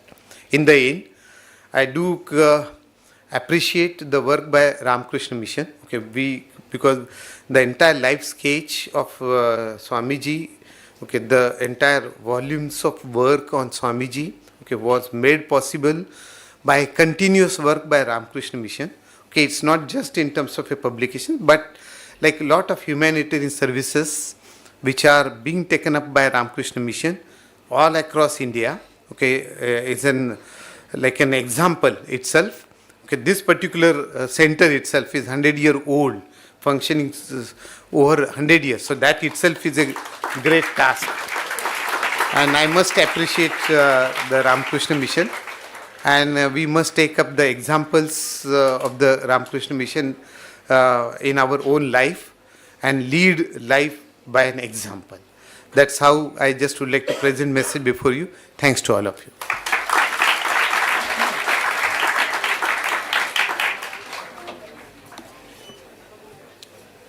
Thank you very much for the words of wisdom. Lead by example. Truly, we are blessed to have such a teacher with vast knowledge, experience, which is called as wisdom. Man of wisdom can alone set right an example which can be followed by thousands and thousands of students. So we are very fortunate to have such a wonderful teacher, Dr. R.D. Kulkarniji, Vice Chancellor, Mumbai University. We now go further in our program. Swami Jyotiratmananji, monk of Ramakrishna Mission, Mumbai, will be singing a song on Swami Vivekananda. Hey Vivekananda Swami. I request Swami Jyotiratmananji and his team to get ready for the song on Swami Vivekananda. Meanwhile, the stage is set. let me make use of this time and announce about the activities of Ramakrishna Mission, Mumbai. As you know, Ramakrishna Mission was founded by Swami Vivekananda, and the headquarters is in Belur Math, Kolkata, on the banks of river Ganga. There are more than 200 centers all over the world, including India. So one of the prestigious and great center is situated here in Mumbai, where you are all situated. As already mentioned by Dr. R.D. Kulkarni, this center is working for more than 100 years.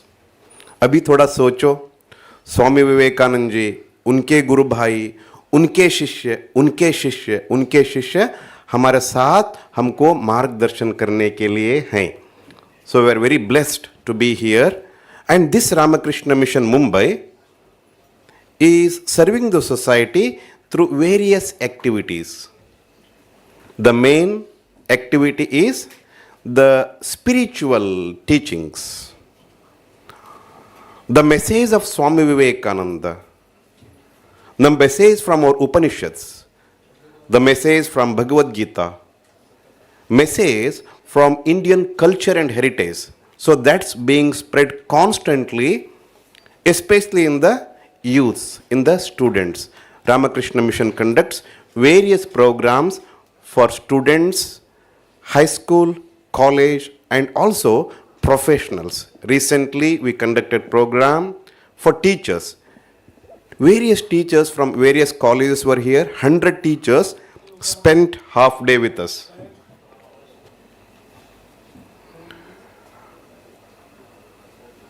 Tomorrow also, selected 100 students will be there, 300 students will be there to participate in a half-day workshop.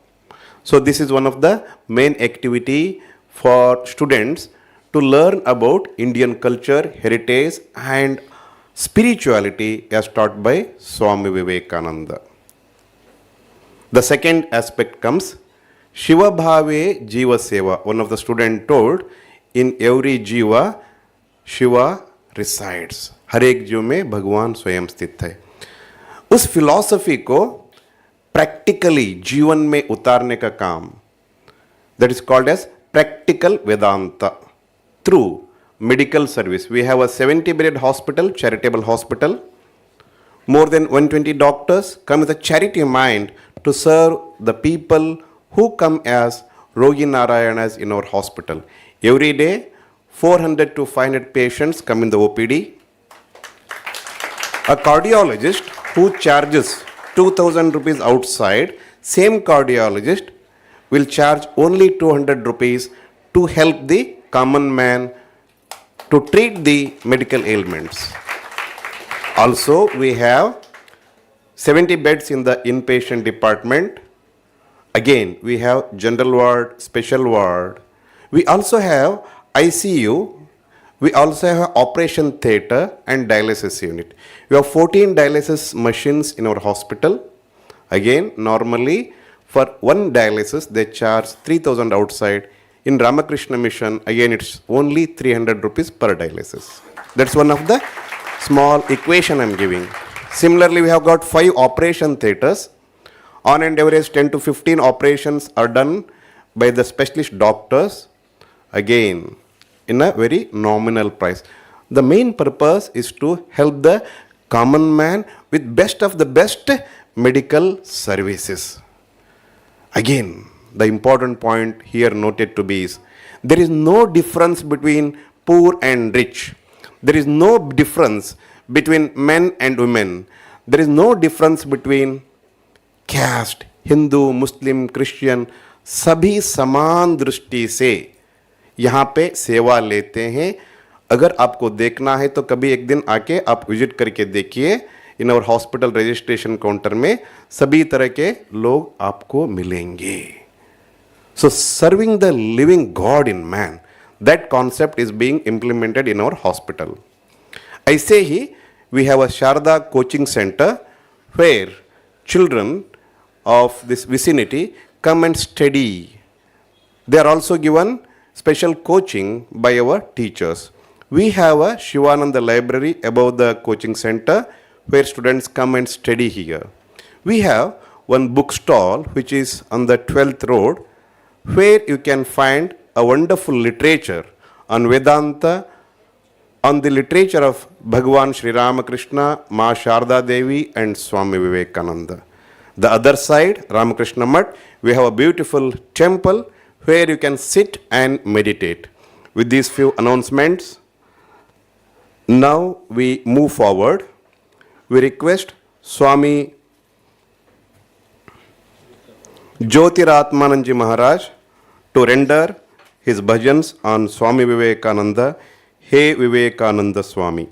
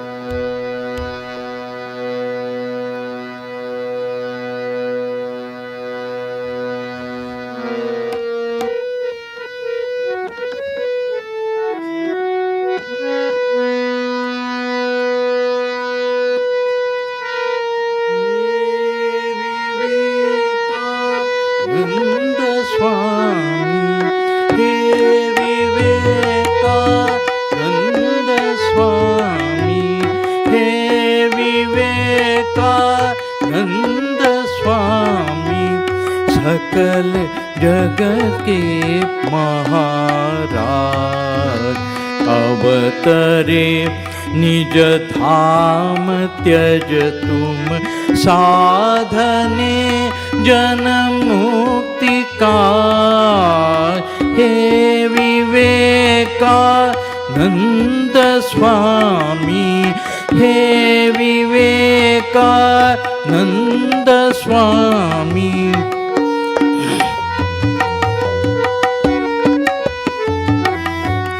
हे विवेकानंद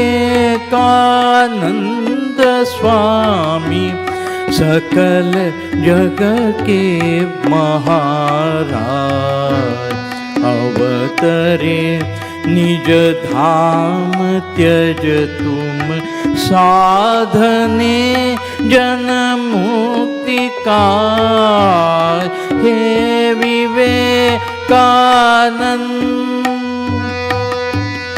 अमित तेज अपार विक्रम अमित तेज अपार विक्रम अमित तेज अपार विक्रम हर रहे तुम घोर भ्रम भ्रम अमित तेज अपार विक्रम हर रहे तुम घोर भव भ्रम भोग तृष्णा को मिटाने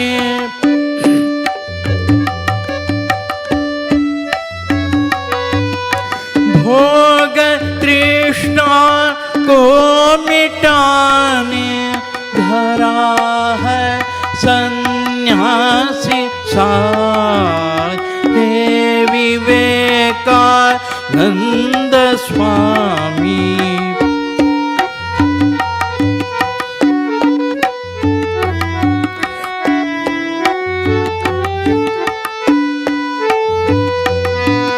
दान कर संजीवनामृत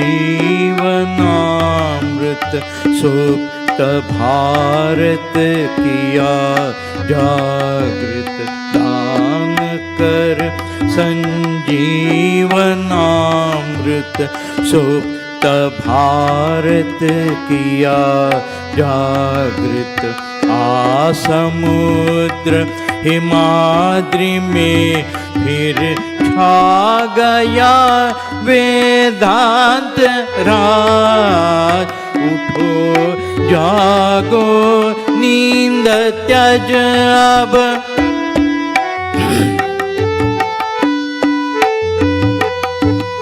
उठो जागो नींद त्यज अब।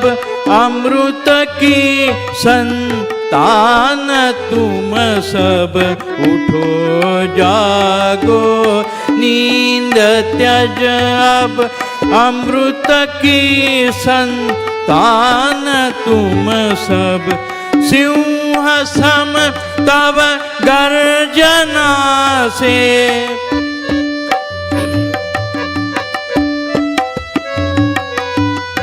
सिंह सम तब गर्जना से, जग सकल चैतन्य आज। हे विवेकानंद स्वामी, हे विवेकानंद स्वामी, हे विवेकानंद स्वामी।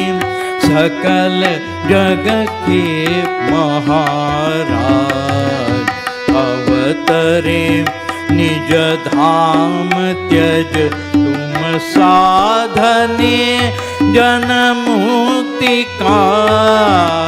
हे विवेकानंद स्वामी, हे विवेकानंद स्वामी, हे विवेकानंद।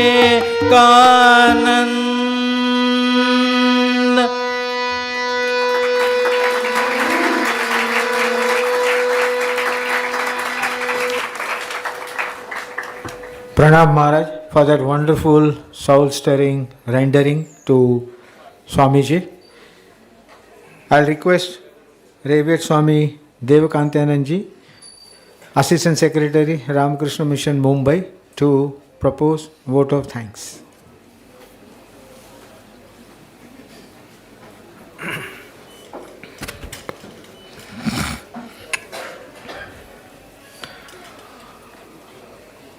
ओम नमः श्री यतिराजाय विवेकानंद सूरये सच्चित सुख स्वरूपाय स्वामिने तापहारिणे।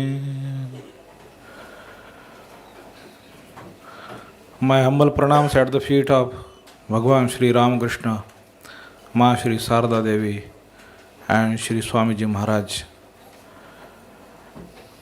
My respectful pranams to revered Swami Satyadevanand Ji Maharaj, Adhyaksha Ramakrishna Math, Swami Jyotiratmanand Ji Maharaj, Senior Monk of the Center, my brother Swami Dayadhipanand Ji Maharaj, respected Shri Ravindra Kulkarni Ji, who is today's chief guest, the Vice Chancellor of Mumbai University, our friend and devotee Shri Sanjay Bhattacharya Ji, our student speakers Miss Sukriti Jaiswal and Shri Medhaj Madhavan, as well as the other students who had made a wonderful presentation. And my dear brothers and sisters, students who have come, who have met to this place, who are present today. मुझे देखो यहाँ पे मैं, उन्होंने कहा assistant secretary हो, तो ये असिस्टेंट सेक्रेटरी का जॉब ना कुछ ऐसा रहता है, ठीक है कि नहीं। तो हमारे बड़े महाराज है सेक्रेटरी स्वामी जी, और बाकी सब लोग हम लोगों को, जो हम लोग सुख जूनियर है, जो महाराज जी के असिस्टेंट है, हम लोग पूरा ऑर्गेनाइजेशन में ऐसा सब करते हैं। महाराज जी का आशीर्वाद रहता है, महाराज जी का समर्थन रहता है, उनका दिशा विजन रहता है। काम में हम बड़ा व्यस्त रहते हैं। हाँ, तो क्या होता है, मैं जनरली वोट ऑफ थैंक्स लेता नहीं। क्यों नहीं लेता? क्योंकि अगर वोट ऑफ थैंक्स लेना है ना तो तुमको प्रोग्राम सुनना पड़ेगा, ठीक है कि नहीं तो थैंक्स किसको दोगे तुम, है ना? तो लिस्ट पढ़ के थैंक्स देना तो फिर ठीक नहीं है। तुमने सुना ही नहीं कुछ तो थैंक्स कैसे दे रहे हो भाई, है ना? तो इसलिए मैं वोट ऑफ थैंक्स लेता नहीं। पर मैं अभी, पता है, मुझे 25 साल हुए हैं इस ऑर्गेनाइजेशन में, 25 साल, ठीक है। मैं जितना जीवन इस मठ के अंदर जिया हूं ना, मेरा बाहर का जीवन इससे कम है, ठीक है। इतना समय मैं साधु हूँ, ठीक है। लेकिन आज मुझे जब वोट ऑफ थैंक्स मैंने किसी कारणों से, नहीं तो मेरे दयाधिपानंद जी जो भाई है ना, डॉक्टर स्वामी जी, डॉक्टर है, MBBS डॉक्टर है, ऐसा मत समझना, ठीक है कि नहीं। हमारा हॉस्पिटल सुपरिटेंडेंट उधर हरिद्वार में 12 साल, वृंदावन में बड़ा बड़ा हॉस्पिटल चला के इधर आया है। यहाँ भी अभी 3-4 साल से चला रहा है, बहुत हंगामा कर रहा है, ठीक है कि नहीं। हाँ, अरे भाई 55 लाख का मशीन लगा दे उसने रेटिनल सर्जरी इसके लिए, है ना, एक झटके में, एक ही दिन में लगाया, ठीक है कि नहीं। बाहर 2 लाख रुपए लगते हैं, वो 20,000 में दे देंगे, बोले 20,000 में ऑपरेशन कर देगा तुम्हारा रेटिना डिटैचमेंट। हाँ, खतरनाक आदमी है, ठीक है कि नहीं। तो वो बहुत अच्छा वोट ऑफ थैंक्स देता है, बहुत शांति से। कितना भी मतलब स्टूडेंट, नहीं तो क्या हो जाता है, पैनिक हो जाते हैं स्टूडेंट, भूख लग जाता है, चल बिचल करने लगते हैं। वो उसमें उसको महारत हासिल है, बड़ा अच्छा से करता है। पर किसी कारणों से मैंने बोला तू एंकरिंग करना, मैं इधर बैठता हूँ, ठीक है कि नहीं। तो ऐसा ही कुछ हमारा एडजस्टमेंट था। वो भी 5 मिनट, उसको अभी प्रोग्राम के आधा घंटा पहले बोला कि तू एंकरिंग करना करके, ठीक है कि नहीं। इस तरह से चल रहा है काम। तो लेकिन मैं आपको ये बात बताने वाला था, हम इतनी सारी मेहनत क्यों करते हैं, ठीक है कि नहीं। तो भाई विवेकानंद जी हमारा ससुर तो नहीं है कि उसकी हम सालगिरह मनाए, है ना, तो तुमको बुलाए, ऐसा नहीं है ना। तो इसलिए नहीं, वो हम भाई हमारे गांव का आदमी है ना, या फिर हमारा कोई लगता है तो या भाई हमारी कंपनी का प्रोडक्ट है हम बेचेंगे, है ना। ऐसा नहीं है।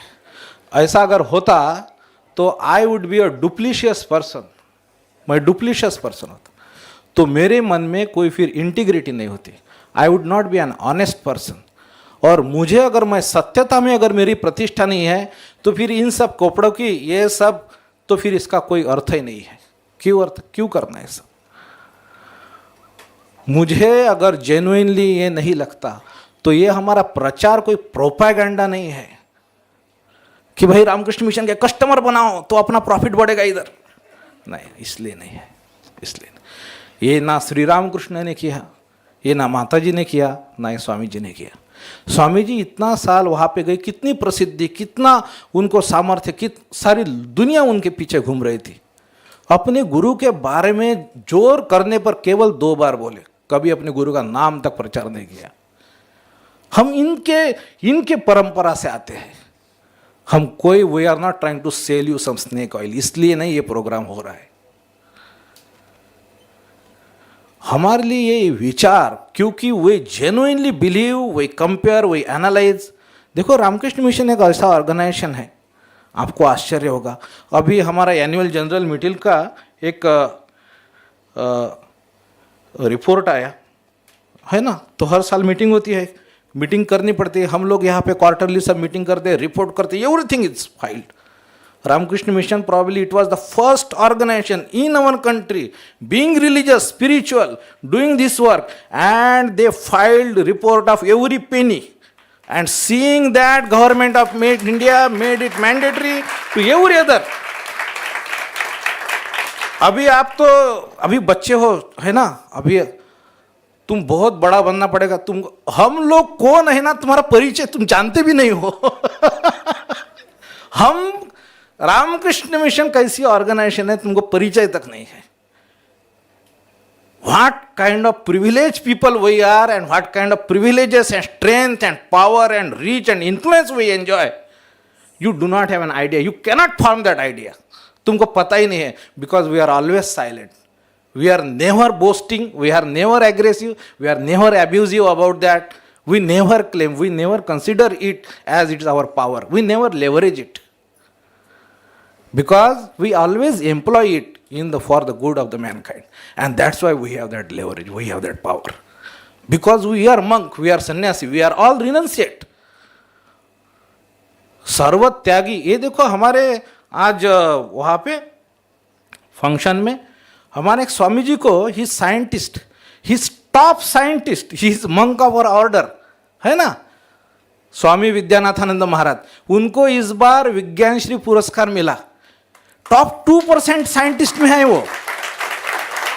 उनको इसके पहले एक पहले पुरस्कार है भारत में यंग साइंटिस्ट लोगों को दिया जाता है, शांति स्वरूप भटनागर अवार्ड.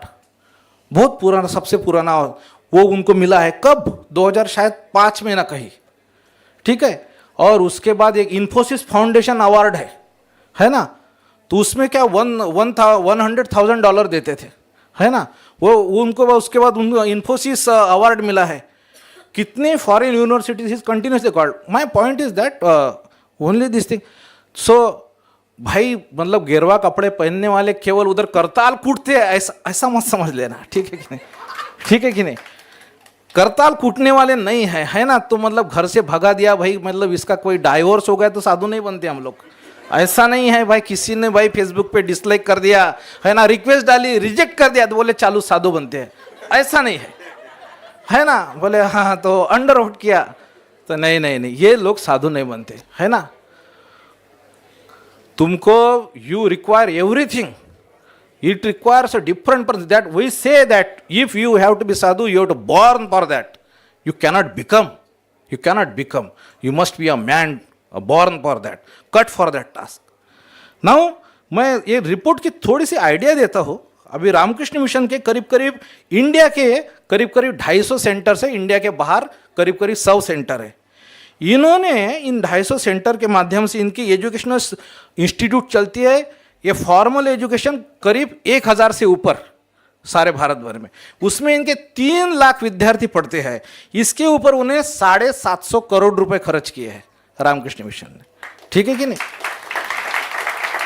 मेडिकल इनके देखो इतने सारे हॉस्पिटल्स और डिस्पेंसरीज ये सब चल रहे हैं. इनके लाभार्थी कितने पता है? 85 lakhs in 1 year, in 1 calendar year 85 lakhs. इसके लिए कितना खर्चा किया? 600 करोड़ रुपए. 600 करोड़. इतना ही नहीं. Ramakrishna Mission probably is the one of the first organization who established this concept of relief and rehabilitation. Ramakrishna Mission was the pioneer. Calcutta plague से लेकर as soon as this Ramakrishna Mission was founded in 1897, first thing Swami ji बीमारी थी, दार्जिलिंग गए थे recoup करने के लिए, तो पता चला क्या कलकत्ता में प्लेग हुआ है. Sister Nivedita, he is the disciple, Swami Sadanand ji Maharaj, they were the first people. वो उस समय इतना टेरर, इतना मतलब डर था कि वो संसर्गजन्य है, कॉन्टेजियस है. People were so afraid to touch anything. This Sister Nivedita, this Irish lady who was living in the elites, उन्होंने ड्रेन साफ किए कलकत्ता के जो क्लॉग हो गए थे मरे हुए चूहों से. What ideal this Ramakrishna Mission presents. हम तुम लोगों को यहाँ पे क्यों बुलाए हैं? ये विचार, ये आदर्श, और हम लोग इतना कुछ पढ़ते हैं, इतना सारा डाइवर्स, मतलब हम लोग कहते ना, तो हॉलीवुड सिनेमा से लेकर स्टॉक मार्केट था, हम सब देखते हैं. इतना ज्यादा मतलब ऐसे कितने कुछ साधु होंगे, कितने कुछ मतलब means what kind of books in our library you will find there. Our libraries are always fantastic because the taste for the knowledge of this book. तो ये 2 शब्द में एक बार ना क्या हुआ, लर्निंग, एक कहते हैं लर्निंग, एक शब्द है एजुकेशन में, तो एक टीचिंग है, एक लर्निंग है. तो एजुकेशन तभी हो सकता है जब लर्निंग हो रहा है. लर्निंग इस शब्द में क्या होता है? तुमको कुछ पता नहीं है और अभी तुमको पता हो रहा है. तुम कुछ सीखे नहीं हो, तुम नहीं कर सकते कुछ, अभी वो प्रोसेस के थ्रू जाने से तुम वो अभी कर पाओगे. ये जब तक शिफ्ट, जब तक चेंज नहीं आता तब तक लर्निंग होता नहीं. रामकृष्ण मिशन में हम आपको इसलिए लाते हैं कि ये लर्निंग हो, because this subject, this thought, this tech, this outlook, this you will not find anywhere else. I can guarantee you that. I go across many things we see, but the purity of this thought, the total unadulterated, unagenda driven, without no rider, without any riders, we do not see anywhere. And that's why we consider this as a service to mankind. It is not just something we want to preach or color you into our way, have some own our agenda or shape or size. No, it is not for that we call you here. It will enrich you, it will make you a great human being, it will bring you to that taste to aspire something to become great in your life. And for that we take trouble. And this trouble, of course, of love. We lovingly do that. How much ever the odds might be, how much ever the difficulty might be, we love to do that because we think that is the great thing to serve a human being. Swami ji ने कहा था ना 4 दान है, अन्न दान है ना, जीवन दान, प्राण दान, उसके बाद शिक्षा दान, विद्या दान, और उसके बाद है ये धर्म दान. या फिर धर्म दान मतलब क्या है? It is not just religious teaching. When you enable, जो भगवान ने, श्री कृष्ण ने अर्जुन को बताया वो है धर्मदान. Enlighten a person to show him the path of growth, which is the manifestation of the perfection which lies within every human being. That is धर्मदान. और ये सेवा ये हर मनुष्य की करने के लिए एक छोटा सा प्रयत्न हर किस्म से हम करते हैं कि कहीं ना कहीं आपका संस्पर्श हो, आप उसके समक्ष आए. किसी के जीवन में एक कहीं चिंगारी, अगर कहीं कुछ भी सूखी लकड़ी है तो वो आग पकड़ेगी, अगर गीली लकड़ी है तो नहीं होगा कुछ. लेकिन हम प्रयास करते रहेंगे. आज के इस प्रसंग में मुझे इतना अच्छा लगा, आप सब बच्चे बहुत अच्छे रहे. मुझे मेरा सुनने का यहाँ पे बैठा रहा, बड़े कंसंट्रेशन से मैं सुनता रहा.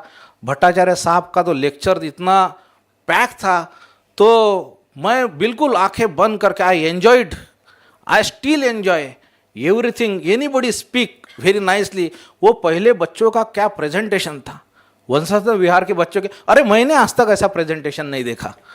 How well they were trained, I cannot imagine. I really want to their teachers who conceptualized that, they had their script by heart and the slides were playing. We are like in kindergarten before those children. है ना, हमारे presentation जो कागज पे लिखा है वो दिख रहा है वहाँ पे, यही हमारा प्रेजेंटेशन है. Not much, you see, just dumb presentation. And these children were excellent, fantastic. Miss, really it inspired me. And this, my thanks to those children. Our, of course, Sanjay Bhattacharya ji, he is from, he is chemical engineer by education, BTech from Jadavpur University. Then he did his MBA. All throughout his life, so he had done much of his work in operations, but technocrat first. So he had a wonderful presentation. My very heartfelt thanks to Sri Sanjay Bhattacharya ji for accepting our invitation and sharing his wonderful idea. That these ideas, what he must be bringing, he is little inclined philosophically, somewhat. That's why he chose that topic. It's unselfishness. And you see, it's a challenge or it's an opportunity, whatever you say, to the rest of life, let this one idea bear in your mind. Whether unselfishness could be policy for you, of living, of operating, of working. And yes, Swamiji says it is paying, only that we do not have enough patience to practice it. So my thanks again. It was a really wonderful presentation by Sri Sanjay Bhattacharya ji. And our young essay writer, Sukriti Jaiswal, she was the first prize winner in last year's our essay competition. You have been told there is this for college youths, there are competition called Vivek Utsav. You can still participate in it. There are 3 competitions for college students: essay, PowerPoint presentation, and short film making. So whatever talent you have got in making those YouTube shorts and reels, please show somewhere to grind your brain and show can you create something. We would like, that's why we started the short film making competition, that if you have talent, we would like to see, can you express the idea? Can you engage employ your brain, your faculties to really get something product which is transferable, which is tangible. So we would be very happy, very happy to see something from you. So Sukriti Jaiswal, thank you for accepting our invitation at a short notice coming here. And to our boy Medhaj Madhavan, he is a student of Government Law College. He is also pursuing his CA, and he is pursuing financial law. And he is very regular frequenter student of this Vivekananda Study Circle. Very sincere boys, very sincere boys. And these boys who come for the Vivekananda Study Circle, they have been groomed, for more than now 2 years, and they are of the exceptional quality. What kind of discussions we go on, and how they are groomed. They are extra. You would not survive that class. If you would not have got that substance, you would not continue in that class for 1.5 years, 2 years. You cannot come. Unless you have that kind of some metal within you. Thank you, Medhaj, for coming, accepting. He had presented me something to a few days back, and I absolutely rejected whole idea. I tell, make it simpler. And he went, he crashed it, and he came with the simpler version. He had jam-packed presentation. I said, this is 1.5 hour syllabus. This is not 5-minute thing. So I rejected everything. He went back and he came with a simple presentation. Thank you, Medhaj. Very nice boy. And then my, of course, very heartfelt gratitude to our chief guest, Shri Dr. Ravindra Kulkarni ji, at a very short notice, very kindly consented to get Vice Chancellor of the Mumbai University. You must be really grateful for him to come. And you see, you speak because he is a very scholarly, very erudite person. He is technocrat himself, and that's why he knows the present scenario. He could connect you to it. He could give you data, numbers, right away at they are his fingertips. And you see his thinking, yes, Swami Vivekananda, we see inspiration to across the board. हम बोलते हैं गांधी जी के लिए भी inspiration है, जवाहरलाल नेहरू के लिए भी इंस्पिरेशन है, फिर वीर सावरकर के लिए बाल गंगाधर तिलक के लिए भी इंस्पिरेशन है, जमशेदजी टाटा के लिए भी इंस्पिरेशन है, कोई पोएट है वो भी इंस्पायर हो रहा है. And not only that, after his passing it is every time our present prime minister great inspiration. There might be many industrialist. Bharat Vikas group करके एक बहुत बड़ी एक ऑर्गेनाइजेशन है, private organisation, who running this 108 emergency medical services for about 11 states, and they started this group. They had ambition to become the largest private company employing highest number of people. They started with 8 people. This Hanumantrao Gaikwad, he was engineer in Telco, and from Satara, one line of Vivekananda transformation inspired him. Just meditating on one line, he acknowledges that it made him what he is.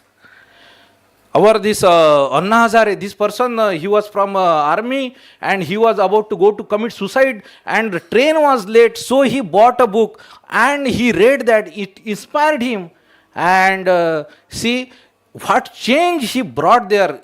Anna Hazare's contribution is not Arvind Kejriwal only. Don't mistake it. If you have to know Anna Hazare, you have to go to his. You see that poor village where it was water scarce, every family of that village is now a Crorepati family. That is his contribution. A village, a simple village in that Ahmednagar district where there is scarcity of rain and water. The work he did, he inspired people, motivated, rallied them, and get them to do this industrial agriculture. Every family there is a Crorepati. So, various people Swamiji inspired. So Dr. Kulkarni was explaining this to you. So there were spiritualists, of course socialists, there were industrialists, there were political leaders, there were art and culture, everything inspired. So for every person there is something to get, to sip from that ocean, And I thank you, Dr. Kulkarni, once again for coming here and having this great blessings for our students to listen to you. Thank you, sir. My thanks to revered Jyotiratmananji Maharaj for presenting one beautiful sonorous rendition of this song. And despite his advanced age and probably somewhat not so good health, he presented in his thunderous song. It is very appropriate to that song to be presented in that way. My respectful namaskars to revered Maharaj. My grateful thanks to Dr. Dayadipananda to conduct this program, and all other volunteers who participated and make this event successful, well organized and smooth. And most of all, my dear brothers and sisters, my heartfelt thanks to you for choosing to your colleges, your faculties, and making this day remembering memorable. And really, I consider this event highly successful. Many of you might be coming for tomorrow's workshop. So, God bless you. Many best wishes of this National Youth Day. And may, by Swamiji's grace, you become all confident, taking responsibility on your shoulders, brave, courageous, and doing good to the society, to the mankind. May you achieve greatness in your life. Thank you.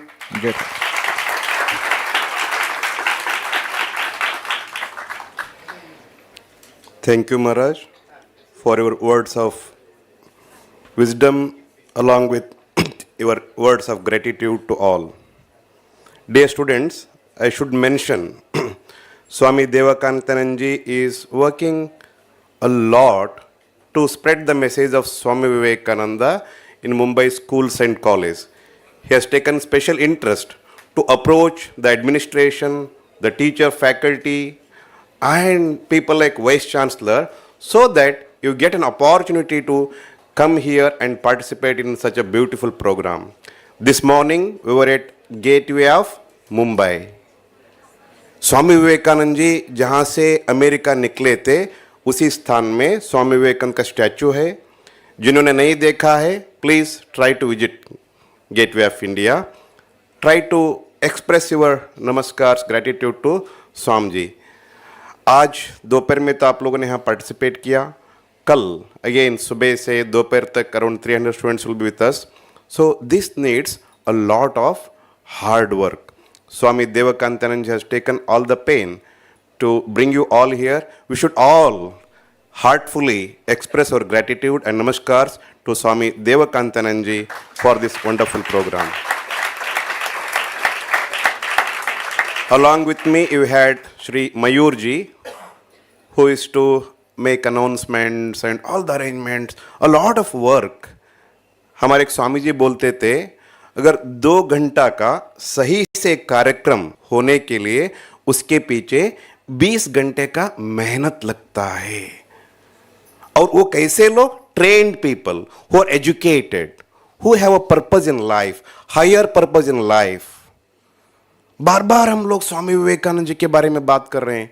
एक निदर्शन के जरिए हम यहाँ वाणी को विराम देंगे. मान लो आपको यहाँ से बेंगलुरु जाना है, ठीक है. कुछ व्यक्ति हैं रास्ते में थोड़ा सब सिटी के अंदर जाके जाएंगे, उनको बोलेंगे प्रवृत्ति मार्गी, गृहस्थ धर्म वाले. और एक हैं उनको ज़्यादा सिटी वगैरह देखने की इच्छा नहीं, सीधा बेंगलुरु पहुंचना है. वो क्या करेंगे? They will take the bypass and directly reach Bengaluru. So उनको बोलते हैं निवृत्ति मार्गी, वो है सन्यासी. सो सन्यासी भी भगवान की तरफ ही जा रहा है और गृहस्थ भी भगवान की तरफ ही जा रहा है. थोड़ा रास्ता अलग अलग है. तो वो straight road if you want to seek, that is through Swami Vivekananda. आज इस युवा दिवस के शुभ अवसर पे आप सभी लोगों को बहुत बहुत शुभकामनाएं. मैं Swami Vivekananda bless you with that vivek, vairagya, gyan, भक्ति. इसी के साथ हम वाणी को विराम देंगे. हम जय बोलेंगे. जय श्री गुरु महाराज जी की जय. जय महामाई की जय। जय स्वामी जी महाराज जी की। गणपति बप्पा। तो पहले फीमेल स्टूडेंट्स जो है बाहर निकलेंगे इस दरवाजे से, दोनों दरवाजा खोल दो। काउंटर में आप जाएंगे, आपको एक बुकलेट मिलेगा और रिफ्रेशमेंट मिलेगा। Please collect the booklet and the refreshment from the counter before you leave the campus. थोड़ा